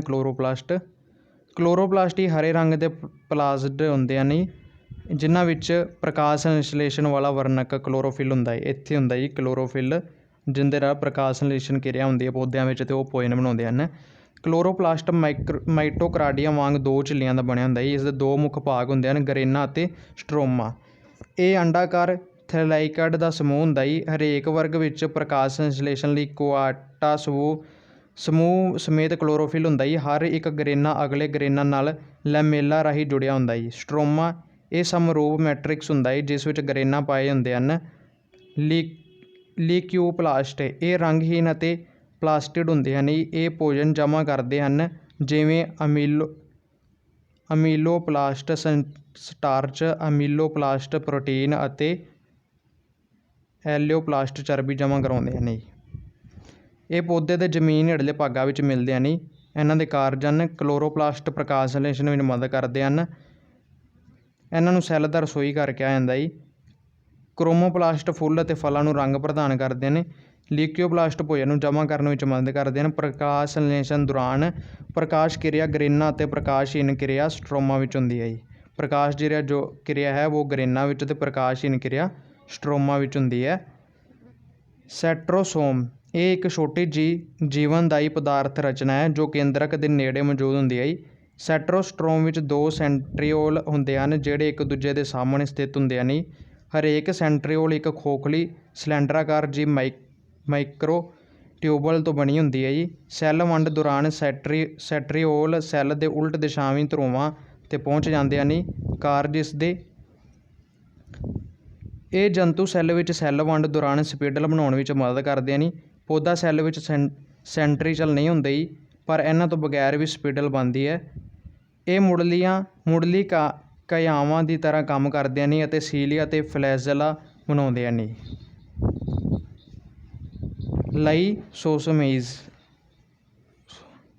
ਲਾਈਸੋਸੋਮਜ਼ ਇਕਹਿਰੀ ਝਿੱਲੀ ਨਾਲ ਘਿਰੇ ਇੱਕ ਛੋਟੀ ਪੋਟਲੀ ਹੁੰਦੀ ਹੈ ਜਿਸ ਅੰਦਰ ਵਿਭਿੰਨ ਪਾਚਨ ਐਂਜ਼ਾਈਮ ਹੁੰਦੇ ਹਨ। ਜਦੋਂ ਲਾਈਸੋਸੋਮਜ਼ ਦੀ ਝਿੱਲੀ ਫਟਦੀ ਹੈ ਤਾਂ ਐਂਜ਼ਾਈਮ ਨਿਕਲਦੇ ਹਨ ਜੋ ਕਿ ਸੈੱਲ ਦੀਆਂ ਰਚਨਾਵਾਂ ਨੂੰ ਖਾਂਦੇ ਹਨ। ਸੈੱਲ ਦੀ ਮੌਤ ਦਾ ਕਾਰਨ ਬਣ ਕੇ ਆਤਮ ਹੱਤਿਆ ਦੀ ਪੋਟਲੀਆਂ ਵਜੋਂ ਕੰਮ ਕਰਦੇ ਹਨ। ਆਤਮ ਹੱਤਿਆ ਦੀ ਪੋਟਲੀਆਂ ਕਿਸ ਨੂੰ ਕਹਿੰਦਾ, ਅਤੇ ਇਹ ਵੀ ਕੁਐਸਚਨ ਆ ਜਾਂਦਾ ਜੀ ਦੂਸਰੇ ਪੇਪਰਾਂ ਵਿੱਚ, ਜਿਵੇਂ ਕੋਈ ਵੀ ਤੁਸੀਂ ਸੈਕਿੰਡ ਪੇਪਰ ਦੇਣਾ ਹੋਵੇ ਜਾਂ ਕੋਈ GK ਰਿਲੇਟਡ ਪੇਪਰ ਹੈ, ਰੇਲਵੇ ਉਹਨਾਂ 'ਚ ਵੀ ਇਹ ਕੁਐਸਚਨ ਆ ਸਕਦੇ ਹਨ। ਆਤਮ ਹੱਤਿਆ ਦੀ ਪੋਟਲੀ ਕਿਹਨਾਂ ਨੂੰ ਕਹਿੰਦਾ? ਲਾਈਸੋਸੋਮਜ਼ ਨੂੰ। ਲਾਈਸੋਸੋਮਜ਼ ਗਾਲਜੀ ਕਾਇਆਵਾਂ ਦੁਆਰਾ ਬਣਦੇ ਹਨ। ਕਾਰਜ ਇਹਨਾਂ ਦੇ ਲਾਈਸੋਸੋਮਜ਼ ਅੰਤਰ ਸੈੱਲੀ ਪਾਚਨ ਵਿੱਚ ਮਦਦ ਕਰਦੇ ਹਨ। ਇਹ ਭੁੱਖਮਰੀ ਦੌਰਾਨ ਜਮ੍ਹਾਂ ਹੋਏ ਭੋਜਨ ਦਾ ਨਿਯੰਤਰਣ ਪਾਚਨ ਕਰਕੇ ਊਰਜਾ ਪੈਦਾ ਕਰਦੇ ਹਨ। ਇਹ ਜੀਵਾਣੂਆਂ ਅਤੇ ਵਿਸ਼ਾਣੂਆਂ ਦੀ ਲਾਗ ਤੋਂ ਸੁਰੱਖਿਆ ਪ੍ਰਦਾਨ ਕਰਾਉਣ ਵਿੱਚ ਸਹਾਇਤਾ ਕਰਦੇ ਹਨ। ਜੀਵਾਣੂਆਂ ਅਤੇ ਵਿਸ਼ਾਣੂਆਂ, ਵਾਇਰਸ ਅਤੇ ਬੈਕਟੀਰੀਆ ਤੋਂ ਇਹ ਸਾਨੂੰ ਸੁਰੱਖਿਅਤ ਰੱਖਦੇ ਹਨ। ਜੋ ਵਾਇਰਸ, ਕਰੋਨਾ ਵਾਇਰਸ, ਉਸ ਤੋਂ ਵੀ ਸਾਨੂੰ ਸੁਰੱਖਿਅਤ ਰੱਖਦੇ ਹਨ। ਲਾਈਸੋਸੋਮਜ਼ ਬੇਲੋੜੇ ਪਦਾਰਥਾਂ ਦਾ ਖਾਤਮਾ ਕਰਦੇ ਹਨ। ਇਹਨਾਂ ਨੂੰ ਮੁਰਦਾਖੋਰ ਕਹਿੰਦੇ ਹਨ। ਮੁਰਦਾਖੋਰ ਵੀ ਕਹਿੰਦੇ ਇਹਨਾਂ ਨੂੰ। ਰਸਧਾਨੀਆਂ ਇਹ ਝਿੱਲੀ ਨਾਲ ਘਿਰੀਆਂ ਅਤੇ ਤਰਲ ਨਾਲ ਭਰੀਆਂ ਰਚਨਾਵਾਂ ਨੇ। ਜੰਤੂ ਸੈੱਲਾਂ ਵਿੱਚ ਰਸਧਾਨੀਆਂ ਛੋਟੀਆਂ ਹੁੰਦੀਆਂ ਹਨ। ਵਿਕਸਿਤ ਪੌਦਾ ਸੈੱਲਾਂ ਵਿੱਚ ਛੋਟੀਆਂ ਰਸਧਾਨੀਆਂ ਆਪਸ ਵਿੱਚ ਜੁੜ ਕੇ ਹੀ ਇੱਕ ਵੱਡੀ ਰਸਧਾਨੀ ਬਣਾਉਂਦੀਆਂ ਹਨ। ਰਸਧਾਨੀਆਂ ਦੀ ਝਿੱਲੀ ਨੂੰ ਟੋਨੋਪਲਾਸਟ ਕਹਿੰਦੇ ਹਨ। ਇਹ ਇੱਕ ਤਰਲ ਨਾਲ ਭਰੇ ਹੁੰਦੇ ਹਨ ਜਿਸ ਨੂੰ ਸੈੱਲ ਦਰਵ ਕਹਿੰਦੇ ਹਨ, ਜਿਸ ਵਿੱਚ ਪਾਣੀ ਅਤੇ ਹੋਰ ਬਹੁਤ ਸਾਰੇ ਯੌਗਿਕ ਜਿਵੇਂ ਖਣਿਜੀ, ਖੰਡ, ਅਮੀਨੋ ਐਸਿਡ, ਪ੍ਰੋਟੀਨ ਅਤੇ ਫੋਕਟ ਪਦਾਰਥ ਹੁੰਦੇ ਹਨ। ਇਹਨਾਂ ਦੇ ਕਾਰਜ, ਰਸਧਾਨੀਆਂ ਇੰਪੋਰਟੈਂਟ ਹੈ ਥੋੜ੍ਹਾ ਜਿਹਾ। ਰਸਧਾਨੀ ਸੈੱਲ ਨੂੰ ਸਫੀਤੀ ਫੈਲਾਅ ਦੇਣ ਵਿੱਚ ਮਦਦ ਕਰਦੀ ਹੈ। ਇਹ ਸੈੱਲਾਂ ਦੀ ਲੰਬਾਈ ਵਧਾ ਕੇ ਵਾਧੇ ਵਿੱਚ ਮਹੱਤਵਪੂਰਨ ਭੂਮਿਕਾ ਅਦਾ ਕਰਦੀ ਹੈ। ਇਹ ਰੰਗ ਪ੍ਰਦਾਨ ਕਰਦੇ ਹਨ। ਐਂਥੋਸਾਇਆਨਿਨ ਫੁੱਲਾਂ, ਫਲਾਂ, ਪੱਤਿਆਂ ਨੂੰ ਰੰਗ ਪ੍ਰਦਾਨ ਕਰਦੇ ਹਨ। ਅਮੀਬਾ ਅਤੇ ਪੈਰਾਮੀਸ਼ੀਅਮ ਜਿਹੇ ਪ੍ਰੋਟੋਜ਼ੋਆ ਵਿੱਚ ਰਸਧਾਨੀਆਂ ਪ੍ਰਸਾਰਣ ਦਬਾਅ ਨਿਯੰਤਰਣ ਵਿੱਚ ਮਦਦ ਕਰਦੀਆਂ ਹਨ। ਇਹ ਕੁਐਸਚਨ ਹੀ ਹੈ ਜੋ 3 ਨੰबर ਵਿੱਚ ਆ ਸਕਦਾ। ਪੌਦਾ ਸੈੱਲ ਅਤੇ ਜੰਤੂ ਸੈੱਲ ਵਿੱਚ ਅੰਤਰ ਦੱਸੋ। ਇਹ ਕੁਐਸਚਨ ਜ਼ਰੂਰ 3 ਨੰबर ਵਿੱਚ ਆ ਸਕਦਾ। ਜੰਤੂ ਸੈੱਲ ਅਤੇ ਪੌਦਾ ਸੈੱਲ। ਜੰਤੂ ਸੈੱਲ ਹੀ ਆਮ ਤੌਰ 'ਤੇ ਛੋਟੇ ਅਤੇ ਚਪਟਾਕਾਰ ਹੁੰਦੇ ਹਨ। ਪੌਦਾ ਸੈੱਲ ਵੱਡੇ ਅਤੇ ਆਇਤਾਕਾਰ ਹੁੰਦੇ ਹਨ। ਸੈੱਲ ਕੰਧ ਨਹੀਂ ਹੁੰਦੀ ਜੰਤੂ ਸੈੱਲ, ਇਹਨਾਂ ਵਿੱਚ ਸੈਲਾਲੂਸ ਤੋਂ ਬਣੀ ਸੈੱਲ ਕੰਧ ਹੁੰਦੀ ਹੈ। ਪ੍ਰੋਟੋਜ਼ੋਆ ਯੂਗਲੀਨਾ ਤੋਂ ਬਿਨਾਂ ਕਿਸੇ ਵੀ ਜੰਤੂ ਸੈੱਲ ਵਿੱਚ ਪਲਾਸਟਿਡਜ਼ ਨਹੀਂ ਹੁੰਦੇ, ਇਹਨਾਂ 'ਚ ਪਲਾਸਟਿਡਜ਼ ਹੁੰਦੇ ਹਨ। ਰਸ ਧਾਨੀਆਂ ਛੋਟੇ ਆਕਾਰ ਦੀਆਂ ਅਤੇ ਖਿਲਰੀਆਂ ਹੋਈਆਂ ਹੁੰਦੀਆਂ ਹਨ। ਰਸ ਧਾਨੀਆਂ ਪੂਰੀ ਤਰ੍ਹਾਂ ਵਿਕਸਿਤ ਅਤੇ ਵੱਡੀਆਂ ਹੁੰਦੀਆਂ ਨੇ। ਗਾਲਜੀ ਕਿਆਵਾਂ ਪੂਰੀ ਤਰ੍ਹਾਂ ਵਿਕਸਿਤ ਹੁੰਦੀਆਂ ਨੇ। ਗਾਲਜੀ ਕਿਆਵਾਂ ਦੇ ਅੰਸ਼ ਪੌਦਾ ਸੈੱਲ ਵਿੱਚ ਖਿੰਡੇ ਹੁੰਦੇ ਹਨ ਅਤੇ ਉਹਨਾਂ ਨੂੰ ਡਿਕਟੀਓਜ਼ਮ ਕਹਿੰਦੇ ਨੇ। ਜੰਤੂ ਸੈੱਲ ਵਿੱਚ ਜਮ੍ਹਾਂ ਕੀਤਾ ਭੋਜਨ ਗਲਾਈਕੋਜਨ ਦੇ ਰੂਪ ਵਿੱਚ ਹੁੰਦਾ ਹੈ। ਜਮ੍ਹਾਂ ਭੋਜਨ ਸਟਾਰਚ ਦੇ ਜਾਂ ਤੇਲ ਦੇ ਰੂਪ ਵਿੱਚ ਹੁੰਦਾ ਹੈ। ਜੰਤੂ ਟਿਸ਼ੂ। ਜੰਤੂ ਟਿਸ਼ੂ ਬਹੁਤ ਕਿਸਮਾਂ ਦੇ ਹੁੰਦੇ ਹਨ, ਪਰੰਤੂ ਅਕਸਰ ਇਹ 4 ਮੁੱਖ ਸ਼੍ਰੇਣੀਆਂ ਵਿੱਚ ਵੰਡੇ ਗਏ ਹਨ: ਅਸਿੱਧ ਟਿਸ਼ੂ, ਪੇਸ਼ੀ ਟਿਸ਼ੂ, ਜੋੜਕ ਟਿਸ਼ੂ ਅਤੇ ਨਾੜੀ ਟਿਸ਼ੂ ਹੀ। ਜੰਤੂ ਟਿਸ਼ੂ ਜੋ ਹੈ ਅਸਿੱਧ ਟਿਸ਼ੂ, ਪੇਸ਼ੀ ਟਿਸ਼ੂ ਅਤੇ ਜੋੜਕ ਟਿਸ਼ੂ, ਨਾੜੀ ਟਿਸ਼ੂ। ਨਾੜੀ ਵਾਲਾ ਜੋ ਕੁਐਸਚਨ ਹੈ ਇਹ ਆ ਸਕਦਾ 3 ਨੰਬਰ ਵਿੱਚ।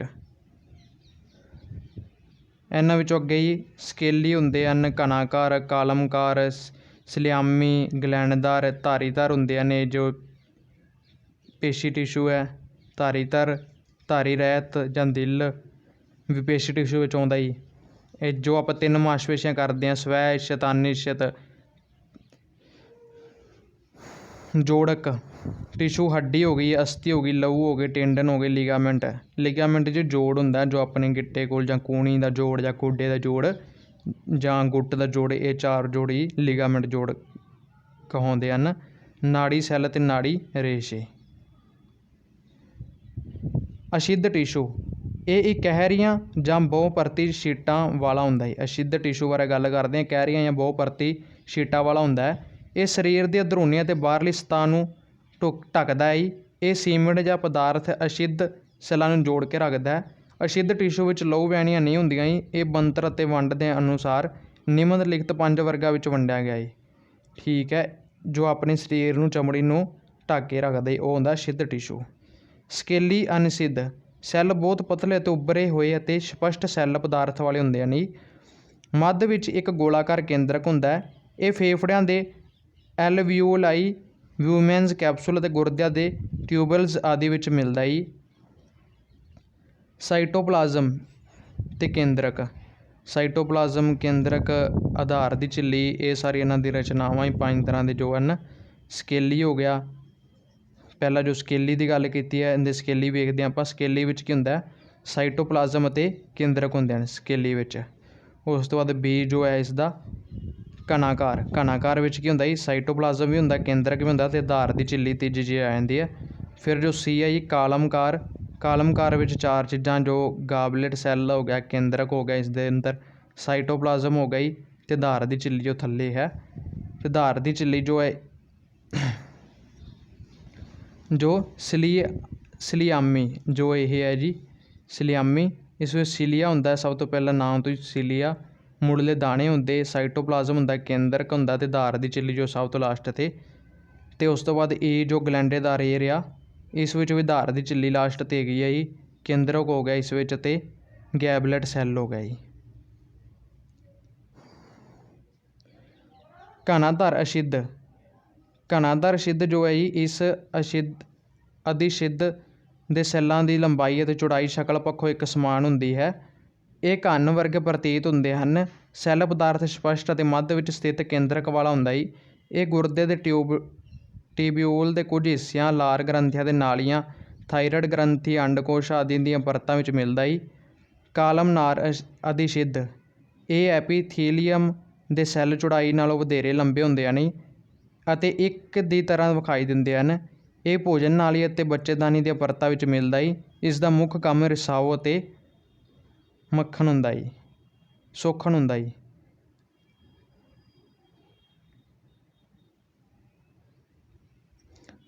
ਸਿਲਿਆਮੀ ਅਸਿੱਧ। ਸਿਲਿਆਮੀ ਅਸਿੱਧ ਜੋ ਹੈ ਇਸ ਅਸਿੱਧ ਟਿਸ਼ੂ ਵਿੱਚ ਸੈੱਲਾਂ ਦੀ ਬਾਹਰਲੀ ਪਰਤ ਦੇ ਪਤਲੀ ਨਰਮ ਵਾਲਾਂ ਵਰਗੀਆਂ ਰਚਨਾਵਾਂ ਹੁੰਦੀਆਂ ਨੇ, ਜਿਨ੍ਹਾਂ ਨੂੰ ਸੀਲੀਆ ਆਖਦੇ ਹਨ, ਜੋ ਆਪਾਂ ਉੱਪਰ ਵੇਖਿਆ।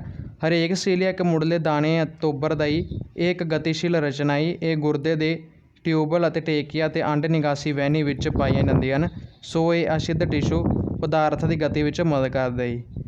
ਗਲੈਂਡ ਦਾ ਅਸਿੱਧ ਜੋ ਲਾਸਟ ਵਾਲਾ ਆਪਾਂ ਵੇਖਿਆ ਸੀ 5ਵਾਂ ਉੱਪਰ ਡਾਇਗਰਾਮ 'ਚ, ਫਿਰ ਤੁਸੀਂ ਵੇਖ ਲਿਓ। ਗਲੈਂਡ ਅਸਿੱਧ ਇਸ ਅਸਿੱਧ ਦੇ ਸੈੱਲ ਰਚਨਾ ਵਾਲੇ ਹੁੰਦੇ ਨੇ। ਇਹਨਾਂ ਵਿੱਚ ਕੁਝ ਸੈੱਲ ਰੂਪਾਂਤਰਿਤ ਹੋ ਕੇ ਮਿਊਕਸ ਦਾ ਰਿਸਾਓ ਕਰਦੇ ਹਨ। ਇਹ ਇੱਕ ਸੈੱਲੇ ਗਲੈਂਡਦਾਰ ਸੈੱਲਾਂ ਨੂੰ ਗੈਬਲੇਟ ਸੈੱਲ ਕਹਿੰਦੇ। ਇਹ ਆਂਦਰਾਂ ਅਤੇ ਭੋਜਨ ਨਲੀ ਦੇ ਬਾਕੀ ਹਿੱਸਿਆਂ ਵਿੱਚ ਦੇਖੇ ਜਾਂਦੇ ਨੇ। ਜੰਤੂਆਂ ਵਿੱਚ ਅਧਿਸਿੱਧ ਟਿਸ਼ੂ ਸਭ ਤੋਂ ਪਹਿਲਾਂ ਹੋਂਦ ਵਿੱਚ ਆਇਆ। ਗਲੈਂਡ ਦੀ ਉਤਪੱਤੀ ਹਮੇਸ਼ਾ ਅਸਿੱਧਤ ਹੁੰਦੀ ਹੈ ਜੀ। ਕੈਰਾਟੀਨ ਇੱਕ ਪਾਣੀ ਤੋਂ ਬੇਅਸਰ ਹੋਣ ਵਾਲੀ ਸੈਕਰਲੇ ਪ੍ਰੋਟੀਨ ਹੈ ਜੀ। ਰਾਈਨੋਈਰੋਸੌਰਸ ਦੇ ਸਿੰਗ ਕੈਰਾਟੀਨ ਪ੍ਰੋਟੀਨ ਦੇ ਬਣੇ ਹੁੰਦੇ ਨੇ। ਅੱਛਾ ਠੀਕ ਹੈ, ਰਾਈਨੋਸੌਰਸ ਜੋ ਗੈਂਡਾ ਹੈ ਜੀ ਉਸ ਦੇ ਸੈੱਲ ਸਿੰਗ ਜੋ ਹੈ ਉਹ ਕੈਰਾਟੀਨ ਪ੍ਰੋਟੀਨ ਦੇ ਬਣੇ ਹੁੰਦੇ ਨੇ। ਕਿਰਿਆ ਇੱਕ ਰੋਗਾਣੂ ਰਹਿਤ ਸਪੈਚੂਲਾ ਦੀ ਮਦਦ ਨਾਲ ਹੇਠਲੇ ਬੁੱਲ੍ਹ ਦੀ ਅੰਦਰੂਨੀ ਸਤਹ ਤੋਂ ਛੋਟੀਆਂ ਖੁਰਚਾਂ ਲਓ। ਉਹਨਾਂ ਨੂੰ ਇੱਕ ਸਾਫ ਸਲੈਡ 'ਤੇ ਰੱਖੋ। ਇਸ ਉੱਤੇ 0.9% NaCl ਘੋਲ ਦਾ ਇੱਕ ਤੁਪਕਾ ਪਾਓ ਅਤੇ ਹੌਲੀ ਜਿਹੇ ਕਵਰ ਸਲਿੱਪ ਰੱਖੋ। ਮੈਥਿਲੀਨ ਬਲੂ ਡਾਈ ਦਾ ਇੱਕ ਤੁਪਕਾ ਕਵਰ ਸਲਿੱਪ ਦੇ ਸਿਰਿਆਂ 'ਤੇ ਪਾਓ ਤਾਂ ਜੋ ਸੈੱਲਾਂ 'ਤੇ ਰੰਗ ਆ ਜਾਵੇ। ਵਾਧੂ ਡਾਈ ਅਤੇ ਪਾਣੀ ਨੂੰ ਬਲਾਟਿੰਗ ਪੇਪਰ ਨਾਲ ਸੁਕਾ ਦਿਓ ਅਤੇ ਸੂਖਮਦਰਸ਼ੀ ਹੇਠਾਂ ਪ੍ਰੀਖਣ ਕਰੋ। ਬਹੁਤ ਸਾਰੇ ਅਨਿਯਮਿਤ ਸ਼ਕਲ ਬਹੁਬਾਹੀ ਨੀਲੇ ਰੰਗ ਦੇ ਕੇਂਦਰਕ ਸਮੇਤ ਸਕੀਲੀ ਅਸਿੱਧ ਸੈੱਲ ਵਿਖਾਈ ਦੇਣਗੇ। ਇਹ ਪ੍ਰਯੋਗ ਤੁਹਾਡੇ ਸਕੂਲ ਕਾਲਜ ਵਿੱਚ ਤਾਂ ਉਹਨਾਂ ਨੂੰ ਆਪਣੇ ਟੀਚਰਾਂ ਨੂੰ ਕਹੋ ਜੋ ਤੁਹਾਨੂੰ ਕਰਕੇ ਦਿਖਾਉਣ ਜੀ। ਪੇਸ਼ੀ ਟਿਸ਼ੂ ਪੇਸ਼ੀਆਂ ਰੇਸ਼ਿਆਂ ਦਾ ਬਣਿਆ ਹੁੰਦਾ ਹੈ ਜਿਹੜੇ ਖਾਸ ਕਿਸਮ ਦੇ ਸੈੱਲਾਂ ਤੋਂ ਵਿਕਸਿਤ ਹੁੰਦੇ ਹਨ। ਉਹਨਾਂ ਸੈੱਲਾਂ ਨੂੰ ਮਾਈਓਬਲਾਸਟ ਕਹਿੰਦੇ ਹਨ। ਇਸ ਟਿਸ਼ੂ ਦੀ ਵਿਸ਼ੇਸ਼ਤਾ ਇਹ ਹੈ ਕਿ ਇਸ ਵਿੱਚ ਅੰਤਰ ਸੈੱਲੀ ਪਦਾਰਥ ਮੌਜੂਦ ਨਹੀਂ ਹੁੰਦੇ। ਪੇਸ਼ੀ ਰੇਸ਼ੇ ਬਹੁਤ ਸੰਵੇਦਨਸ਼ੀਲ ਹੁੰਦੇ ਹਨ, ਸਰੀਰ ਦੀ ਗਤੀ ਲਈ ਜ਼ਿੰਮੇਵਾਰ ਹੁੰਦੇ ਹਨ। ਬਣਤਰ ਦੇ ਆਧਾਰ 'ਤੇ ਪੇਸ਼ੀ ਟਿਸ਼ੂ 3 ਪ੍ਰਕਾਰ ਧਾਰੀਦਾਰ, ਪੱਧਰੇ ਅਤੇ ਦਿਲ ਪੇਸ਼ੀ ਦੇ ਹੁੰਦੇ ਹਨ। ਪੇਸ਼ੀ ਟਿਸ਼ੂ ਜੋ 3 ਤਰ੍ਹਾਂ ਦੇ ਅੱਗੇ ਆਪਾਂ ਪੇਸ਼ੀ ਟਿਸ਼ੂ ਪੜ੍ਹੇ ਸੀ। ਧਾਰੀਦਾਰ ਰੇਸ਼ੇ ਜੋ ਹੈ ਇਹਨਾਂ ਨੂੰ ਇਸ਼ਤ ਪੇਸ਼ੀਆਂ ਵੀ ਕਿਹਾ ਜਾਂਦਾ। ਇਸ਼ਤ ਪੇਸ਼ੀਆਂ ਇਹ ਲੰਬੇ ਅਤੇ ਬੇਲਨਾਕਾਰ ਹੁੰਦੇ ਹਨ। ਹਰੇਕ ਰੇਸ਼ਾ ਇੱਕ ਪਰਤ ਨਾਲ ਢਕਿਆ ਹੁੰਦਾ ਹੈ ਜਿਸ ਨੂੰ ਸਾਰਕੋਲੇਮਾ ਕਹਿੰਦੇ ਹਨ। ਹਰੇਕ ਰੇਸ਼ੇ ਅੰਦਰ ਪ੍ਰੋਟੋਪਲਾਜ਼ਮ ਹੁੰਦਾ ਹੈ ਜਿਸ ਨੂੰ ਸਾਰਕੋਪਲਾਜ਼ਮਾ ਕਹਿੰਦੇ ਹਨ, ਜਿਸ ਅੰਦਰ ਬਹੁਤ ਸਾਰੇ ਸਮਾਂਤਰ ਰੇਸ਼ੇ ਹੁੰਦੇ ਹਨ ਜਿਨ੍ਹਾਂ ਨੂੰ ਮਾਇਓਫਿਬਰਿਲਸ ਕਹਿੰਦੇ ਹਨ। ਲੰਬਾਈ ਦੇ ਆਕਾਰ ਵਿੱਚ ਕੱਟੇ ਹੋਏ ਸੈਕਸ਼ਨ ਵਿੱਚ ਸਾਰੇ ਮਾਇਓਫਿਬਰਿਲਸ ਇੱਕ ਨਿਯਮਿਤ ਸਥਾਨ 'ਤੇ ਕ੍ਰਮਵਾਰ ਗੂੜ੍ਹੇ ਅਤੇ ਹਲਕੇ ਅੰਸ਼ ਦਰਸਾਉਂਦੇ ਹਨ। ਇਹ ਪੇਸ਼ੀ ਨੂੰ ਧਾਰੀਦਾਰ ਸ਼ਕਲ ਪ੍ਰਦਾਨ ਕਰਦੇ ਹਨ। ਧਾਰੀਦਾਰ ਰੇਸ਼ੇ ਸਾਰੇ ਸਰੀਰ ਦੇ ਇਸ਼ਤ ਹਿੱਸਿਆਂ ਵਿੱਚ ਮੌਜੂਦ ਹੁੰਦੇ ਹਨ। ਧਾਰੀ ਰਹਿਤ ਪੇਸ਼ੀ ਟਿਸ਼ੂ ਇਹ ਸਪਿਲਡ ਸ਼ਕਲ ਦੇ ਲੰਬੇ ਇੱਕ ਕੇਂਦਰਕ ਅਤੇ ਸਾਰਕੋਲੇਮਾ ਰਹਿਤ ਸੈੱਲਾਂ ਤੋਂ ਬਣਦੇ ਹਨ। ਸਿਰਫ ਲੰਬਕਾਰ ਫਿਬਰਲ ਹੀ ਮੌਜੂਦ ਹੁੰਦੇ ਹਨ। ਇਹ ਅਨਿਸ਼ਚਿਤ ਅੰਗਾਂ ਦੀਆਂ ਦੀਵਾਰਾਂ ਬਣਾਉਂਦੇ ਹਨ। ਇਹ ਪੇਸ਼ੀਆਂ ਪ੍ਰਾਣੀਆਂ ਦੇ ਕੰਟਰੋਲ ਨਹੀਂ ਹੁੰਦਾ ਇਹਨਾਂ 'ਤੇ, ਇਸ ਲਈ ਇਹਨਾਂ ਨੂੰ ਅਨਿਸ਼ਚਿਤ ਪੇਸ਼ੀਆਂ ਕਿਹਾ ਜਾਂਦਾ ਹੈ। ਇਹ ਦੇਖ ਲਓ ਜੋ ਪਹਿਲਾਂ ਧਾਰੀਦਾਰ ਹੈ ਜੀ, ਫਿਰ ਇਸ ਤੋਂ ਬਾਅਦ ਧਾਰੀ ਰਹਿਤ ਅਤੇ ਜੋ ਦਿਲ ਦੀਆਂ ਹੈ ਪੇਸ਼ੀਆਂ। ਇਹਨਾਂ ਵਿੱਚ ਕੀ ਹੁੰਦਾ ਜੀ, ਕੇਂਦਰਕ ਹੁੰਦਾ ਸਾਰਿਆਂ ਵਿੱਚ, ਕੋਸ਼ਿਕਾਵਾਂ ਹੁੰਦੀਆਂ ਹਨ। ਦੇਖ ਲਓ ਕੋਸ਼ਿਕਾਵਾਂ, ਕੇਂਦਰਕ ਅਤੇ ਅੰਤਰਵਿਸ਼ਟਿਸਕ ਜੋ ਦਿਲ ਦੀ ਮਾਸਪੇਸ਼ੀ ਹੁੰਦੀ ਹੈ ਬਸ ਉਹਨਾਂ ਵਿੱਚ ਕੋਸ਼ਿਕਾਵਾਂ ਅਤੇ ਕੇਂਦਰਕ ਹੀ ਹੁੰਦਾ ਜੀ। ਇਹਦੇ 'ਚ ਕੇਂਦਰਕ ਹੀ ਹੁੰਦਾ। ਦਿਲ ਪੇਸ਼ੀ ਇਹ ਧਾਰੀਦਾਰ ਪੇਸ਼ੀਆਂ ਦਾ ਰੂਪਾਂਤਰ ਹੈ ਜਿਸ ਵਿੱਚ ਰੇਸ਼ੇ ਸਖਤ ਅਤੇ ਕੇਂਦਰਕ ਵਾਲੇ ਹੁੰਦੇ ਹਨ। ਸ਼ਾਖਾਵਾਂ ਜੁੜ ਕੇ ਜਾਲ ਬਣਾਉਂਦੀਆਂ ਹਨ। ਇਸ ਕਿਸਮ ਦੀ ਪੇਸ਼ੀ ਸਿਰਫ ਦਿਲ ਦੀ ਦੀਵਾਰ ਨਾਲ ਮਿਲਦੀ ਹੈ।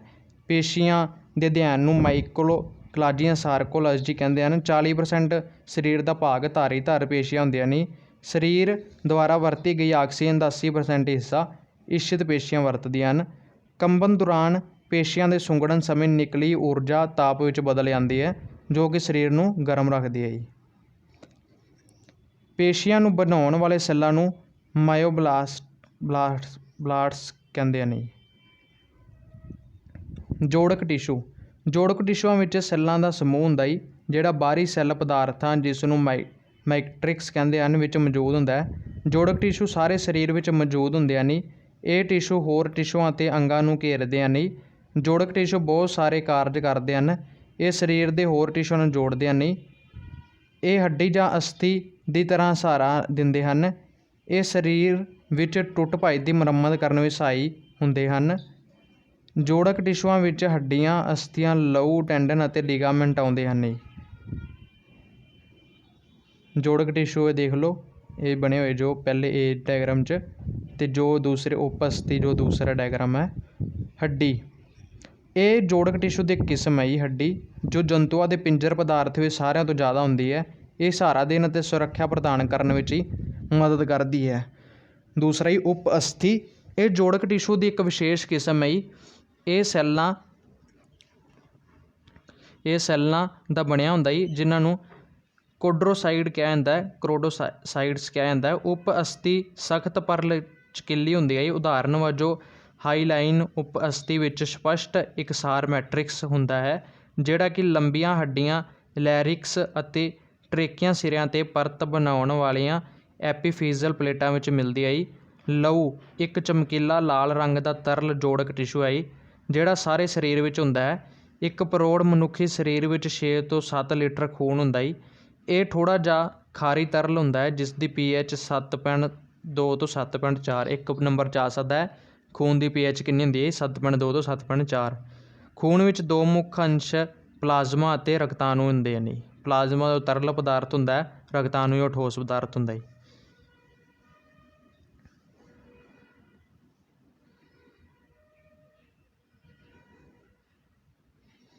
ਰਕਤਾਣੂ ਪਲਾਜ਼ਮਾ ਵਿੱਚ ਮੌਜੂਦ ਹੁੰਦੇ ਹਨ। ਇਹ 3 ਪ੍ਰਕਾਰ ਲਾਲ ਰਕਤਾਣੂ, ਸਫੇਦ ਰਕਤਾਣੂ, ਪਲੇਟਲੈਸ ਹੁੰਦੇ ਹਨ। ਦੇਖ ਲਓ ਤੁਸੀਂ, ਲਾਲ ਰਕਤਾਣੂ ਇਹ ਵਾਲੇ, ਉਸ ਤੋਂ ਬਾਅਦ ਸਫੇਦ ਰਕਤਾਣੂ ਇਸ ਤਰ੍ਹਾਂ ਦੇ, ਅਤੇ ਪਲੇਟਲੈਸ ਇਸ ਤਰ੍ਹਾਂ ਦੇ। ਪਲਾਜ਼ਮਾ ਨਿਰਜੀਵ ਤਰਲ ਪਦਾਰਥ ਹੈ। ਇਹ ਪੂਰਨ ਲਹੂ ਦਾ ਤਕਰੀਬਨ 60% ਹੈ ਜੀ। ਲਹੂ ਦੇ ਅਧਿਐਨ ਨੂੰ ਹਿਸਟੋਲੋਜੀ ਕਹਿੰਦੇ ਹਨ। 1 ਨੰਬਰ ਦੇ ਕੁਐਸਚਨ ਬਹੁਤ ਆ ਰਹੇ ਹਨ। ਹੱਡੀਆਂ ਦੇ ਅਧਿਐਨ ਨੂੰ ਐਸਟੀਓਲੋਜੀ ਕਹਿੰਦੇ ਹਨ। ਅਸਥੀ ਅਧਿਐਨ ਨੂੰ ਕਰੋਡੋਲੋਜੀ ਕਹਿੰਦੇ ਹਨ। 1 ਨੰਬਰ ਦੇ 3 ਕੁਐਸਚਨ ਹੀ ਇਹ ਤੁਹਾਡੇ, ਮੈਂ ਸਿਰਫ ETT ਪੇਪਰ ਲਈ ਨਹੀਂ ਕਹਿ ਰਿਹਾ। ਕੋਈ ਵੀ ਅਗਰ ਤੁਸੀਂ ਪੇਪਰ ਦੇਣਾ ਹੈ ਅੱਗੇ, ਜਿਸ ਵਿੱਚ ਸਾਇੰਸ ਸਿਲੇਬਸ ਹੈ, ਜਿਵੇਂ ਰੇਲਵੇ ਹੈ ਜਾਂ ਪੰਜਾਬ ਦਾ ਕੋਈ ਸੈਕਿੰਡ ਪੇਪਰ ਹੈ ETT ਦਾ, 3 ਨੰਬਰ ਦੇ ਕੁਐਸਚਨ ਆ। ਨਹੀਂ, ਕੋਈ ਵੀ ਪ੍ਰਸ਼ਨ ਉੱਥੇ ਆ ਸਕਦਾ। ਲਹੂ ਦੇ ਅਧਿਐਨ ਨੂੰ ਕੀ ਕਹਿੰਦੇ ਹਨ? ਹਿਸਟੋਲੋਜੀ। ਹਮੇਸ਼ਾ ਲਈ ਯਾਦ ਕਰ ਲਓ। ਹੱਡੀਆਂ ਦੇ ਅਧਿਐਨ ਨੂੰ ਕੀ ਕਹਿੰਦੇ ਹਨ? ਓਸਟੋਲੋਜੀ। ਅਸਥੀ ਅਧਿਐਨ ਨੂੰ ਕੀ ਕਹਿੰਦੇ ਹਨ? ਕਰੋਡੋਲੋਜੀ। ਇਹ 3 ਹਮੇਸ਼ਾ ਲਈ ਯਾਦ ਰੱਖ ਲਓ, ਸਿਰਫ ETT ਲਈ ਯਾਦ ਨਾ ਰੱਖੋ ਜੀ। ਹੱਡੀ ਇੱਕ ਸਭ ਤੋਂ ਸਖਤ ਟਿਸ਼ੂ ਹੈ ਜੀ। ਖੂਨ ਇੱਕ ਸਭ ਤੋਂ ਨਰਮ ਜੋੜਕ ਟਿਸ਼ੂ ਹੈ। ਸਰੀਰ ਵਿੱਚ ਸਭ ਤੋਂ ਜ਼ਿਆਦਾ ਪ੍ਰੋਟੀਨ ਤਕਰੀਬਨ 40% ਕੋਲੇਜਨ ਹੈ ਜੀ। ਇਹ ਵੱਧਦੀ ਉਮਰ ਵਿੱਚ ਘੱਟ ਜਮ੍ਹਾਂ ਹੋ ਜਾਂਦੀ ਹੈ, ਜਿਸ ਕਾਰਨ ਝੁਰੜੀਆਂ ਪੈਂਦੀਆਂ। ਝੁਰੜੀਆਂ ਕਾਹਤੋਂ ਪੈਂਦੀਆਂ? ਜਦੋਂ ਕੋਲੇਜਨ ਦੀ ਮਾਤਰਾ ਘੱਟ ਹੋ ਜਾਂਦੀ ਹੈ। ਲਾਲ ਰਕਤਾਣੂਆਂ ਦੀ ਗਿਣਤੀ ਦੱਸਣ ਵਾਲੇ ਯੰਤਰ ਦਾ ਨਾਂ ਹੀਮੋਸਾਈਟੋਮੀਟਰ ਹੈ। ਲਓ ਜੀ, ਇੱਕ ਹੋਰ ਕੁਐਸਚਨ, 1 ਨੰਬਰ ਦਾ ਹੀਮੋਸਾਈਟੋਮੀਟਰ। ਹੀਮੋਗਲੋਬਨ ਦੀ ਮਾਤਰਾ ਹੀਮੋਮੀਟਰ ਨਾਲ ਦੇਖੀ ਜਾਂਦੀ ਹੈ ਜੀ। TCL ਟੋਟਲ ਲਿਕੋਸਾਈਟ ਕਾਊਂਟ, ਜਦ ਕਿ DLC ਡੈਫੀਸ਼ਰੀਅਲ ਲਿਕੋਸਾਈਟ ਕਾਊਂਟ ਹੁੰਦਾ ਜੀ। ਟੈਂਡਨ ਇਹ ਇੱਕ ਬਹੁਤ ਸੰਘਣਾ ਅਤੇ ਮਜ਼ਬੂਤ ਜੋੜਕ ਟਿਸ਼ੂ ਹੈ, ਜੋ ਕਿ ਮੁੱਖ ਤੌਰ 'ਤੇ ਚਿੱਟੇ ਕੋਲੇਜਨ ਰੇਸ਼ਿਆਂ ਤੋਂ ਬਣਦਾ ਜੀ। ਟੈਂਡਨ ਪੇਸ਼ੀਆਂ ਨੂੰ ਹੱਡੀ ਨਾਲ ਜੋੜਦਾ ਜੀ। ਲਿਗਾਮੈਂਟ ਤੁਹਾਨੂੰ ਪਹਿਲਾਂ ਹੀ ਦੱਸਤਾ, ਜੋੜ ਹੁੰਦੇ ਆ। ਨਹੀਂ, ਕੁਝ ਲੰਬੂਤਰੇ ਪੱਧਰ ਸੈੱਲ ਰੇਸ਼ਿਆਂ ਦੇ ਵਿਚਕਾਰ ਮੌਜੂਦ ਹੁੰਦੇ ਹਨ। ਲਿਗਾਮੈਂਟ ਜੋੜਾਂ ਉੱਪਰ ਇੱਕ ਹੱਡੀ ਨੂੰ ਦੂਜੀ ਹੱਡੀ ਨਾਲ ਜੋੜਨ ਵਿੱਚ ਮਦਦ ਕਰਦੇ ਹਨ। ਜਿਵੇਂ ਆਪਣੇ ਗੁੱਟ ਦੀ ਹੱਡੀ ਹੋ ਗਈ, ਆਪਣੀ ਕੂਹਣੀ ਦੀ ਹੱਡੀ ਹੋ ਗਈ, ਗੋਡੇ ਦੀ ਹੋ ਗਈ ਅਤੇ ਗਿੱਟੇ ਦੀ ਹੋ ਗਈ। ਇਹ 4 ਇੱਥੇ ਲਿਗਾਮੈਂਟ ਹੈ ਨਾ, ਜਿਹੜੀ ਆਪਾਂ ਨੂੰ ਮੋਚ ਆਉਂਦੀ ਹੈ, ਉਹ ਲਿਗਾਮੈਂਟ ਦੀ ਆਉਂਦੀ ਹੈ ਜੀ। ਉਸ ਤੋਂ ਬਾਅਦ ਨਾੜੀ ਟਿਸ਼ੂ ਜੋ ਲਾਸਟ ਹੈ, ਇਸ ਬਾਰੇ ਅੱਜ ਪੜ੍ਹਦੇ ਹਾਂ, ਫਿਰ ਆਪਣੀ ਕਲਾਸ ਖਤਮ ਹੋ ਜਾਵੇਗੀ, ਕਿਉਂਕਿ ਕਲਾਸ ਬਹੁਤ ਲੰਮੀ ਹੋ ਗਈ ਹੈ। ਪਰ ਇਸ ਵਿੱਚ ਤੁਹਾਡੇ 3 ਨੰਬਰ ਦੇ ਪ੍ਰਸ਼ਨ ਆਉਣ ਦੀ ਬਹੁਤ ਸੰਭਾਵਨਾ ਹੈ। ਨਾੜੀ ਟਿਸ਼ੂ ਇਹ ਵਿਸ਼ੇਸ਼ ਪ੍ਰਕਾਰ ਦਾ ਟਿਸ਼ੂ ਹੁੰਦਾ ਹੈ, ਜਿਹੜਾ ਵਿਭਿੰਨ ਸੰਦੇਸ਼ਾਂ ਨੂੰ ਲੈਣ ਅਤੇ ਭੇਜਣ ਅਤੇ ਸੰਚਾਲਨ ਲਈ ਜ਼ਿੰਮੇਵਾਰ ਹੈ। ਇਹ ਨਾੜੀ ਸੈੱਲ ਅਤੇ ਨਾੜੀ ਰੇਸ਼ਿਆਂ ਤੋਂ ਬਣਦਾ ਹੈ। ਨਾੜੀ ਸੈੱਲ ਕੀ ਹੈ? ਨਾੜੀ ਸੈੱਲ ਜਾਂ ਨਿਊਰਨ ਇੱਕ ਸੈੱਲ ਬੋਡੀ ਕੇਂਦਰਕ ਅਤੇ ਦਾਣੇਦਾਰ ਸਾਈਟੋਪਲਾਜ਼ਮ ਵਾਲੀ ਹੁੰਦੀ ਹੈ। ਇਸ ਸੈੱਲ ਬੋਡੀ ਤੋਂ ਬਾਹਰ ਵੱਲ ਇੱਕ ਜਾਂ ਵੱਧ ਫਿਲਾਮੈਂਟ ਜਿਹੀਆਂ ਰਚਨਾਵਾਂ ਹੁੰਦੀਆਂ ਹਨ। ਇਹਨਾਂ ਛੋਟੀਆਂ ਰਚਨਾਵਾਂ ਨੂੰ ਡੈਂਡਰਾਈਟ ਕਹਿੰਦੇ ਹਨ। ਇਹ ਸੈੱਲ ਬਾਡੀ ਵੱਲ ਸੰਦੇਸ਼ ਲੈ ਕੇ ਜਾਂਦੇ ਹਨ। ਨਾੜੀ ਰੇਸ਼ੇ ਇਹ ਇੱਕ ਨਾੜੀ ਰੇਸ਼ਾ ਜਿਸ ਦੇ ਮੱਧ ਵਿੱਚ ਐਕਸਾਈਨ ਇੱਕ ਝਿੱਲੀ ਨਾਲ ਘਿਰੀ ਹੁੰਦੀ ਹੈ ਜੀ, ਜਿਸ ਨੂੰ ਨਿਊਰੀਲੈਮਾ ਕਹਿੰਦੇ ਹਨ। ਨਿਊਰੀਲੈਮਾ ਵਿੱਚ ਵਿਸ਼ੇਸ਼ ਕਿਸਮ ਦੇ ਸੈੱਲ ਹੁੰਦੇ ਹਨ, ਜਿਨ੍ਹਾਂ ਨੂੰ ਸਵਾਨ ਸੈੱਲ ਕਹਿੰਦੇ ਹਨ। ਮਹੱਤਵਪੂਰਨ ਅੰਗ ਜਿਵੇਂ ਦਿਮਾਗ, ਸੁਖਮਨਾ ਨਾੜੀ ਅਤੇ ਨਾੜੀਆਂ ਇਹਨਾਂ ਟਿਸ਼ੂਆਂ ਦੀਆਂ ਬਣੀਆਂ ਹੁੰਦੀਆਂ ਨੇ। ਇਹ ਅੰਗ ਸਰੀਰ ਦੇ ਵੱਖ-ਵੱਖ ਭਾਗਾਂ ਦੇ ਕਾਰਜਾਂ ਦਾ ਤਾਲਮੇਲ ਅਤੇ ਨਿਯੰਤਰਣ ਬਣਾਉਂਦੇ ਨੇ। ਇਹ ਕਾਰਜ ਨਿਊਰਾਨ ਅੰਦਰ ਇਲੈਕਟ੍ਰੋਕੈਮੀਕਲ ਪ੍ਰਣਾਲੀ ਦੁਆਰਾ ਹੁੰਦਾ ਜੀ। ਇਹ ਦੇਖ ਲਓ ਨਾੜੀ ਸੈੱਲ ਅਤੇ ਨਾੜੀ ਰੇਸ਼ੇ ਦਾ ਇੱਕ ਡਾਇਗਰਾਮ। ਇਹ ਤੁਸੀਂ ਬਣਾਉਣਾ ਸਿੱਖ ਲਓ, ਜੇ ਕੁਐਸਚਨ ਆ ਜਾਏ ਤਾਂ ਉੱਥੇ ਬਣਾ ਦਿਓ, ਸੌਖਾ ਹੀ ਹੈ, ਨੰਬਰ ਵਧੀਆ ਮਿਲ ਜਾਣਗੇ। ਇਸ ਦੇ ਅੰਦਰ ਕੇਂਦਰਕ ਹੁੰਦਾ, ਇੱਥੇ ਕੇਂਦਰਕ ਇੱਥੇ ਵੀ ਹੁੰਦਾ ਜੀ। प्रभावित अंग ये है नाड़ी संवेदना दिशा, सैल बॉडी ऊपर और ये डेंड्राइट। हाँ जी, इस दे नाल ही अपनी क्लास 8th खत्म हो गई। इस तो बाद अपनी 9th क्लास आवेगी जी। ETT फस्ट या सैकेंड ईयर के अगर तुम स्टूडेंट हो तो तुहानूं हरेक सबजैक्ट दी वीडियो इत्थे मिल जाणगियां जी। चैनल नूं सबसक्राइब कर लो, वीडियो नूं ज़्यादा तो ज़्यादा शेयर कर दो जी, लाइक करो। जे कोई किसी चीज़ की नहीं समझ आई जां कि कोई प्रश्न होवे तो कमेंट करके तुसीं पूछ सकते हो जी। Thank you ji.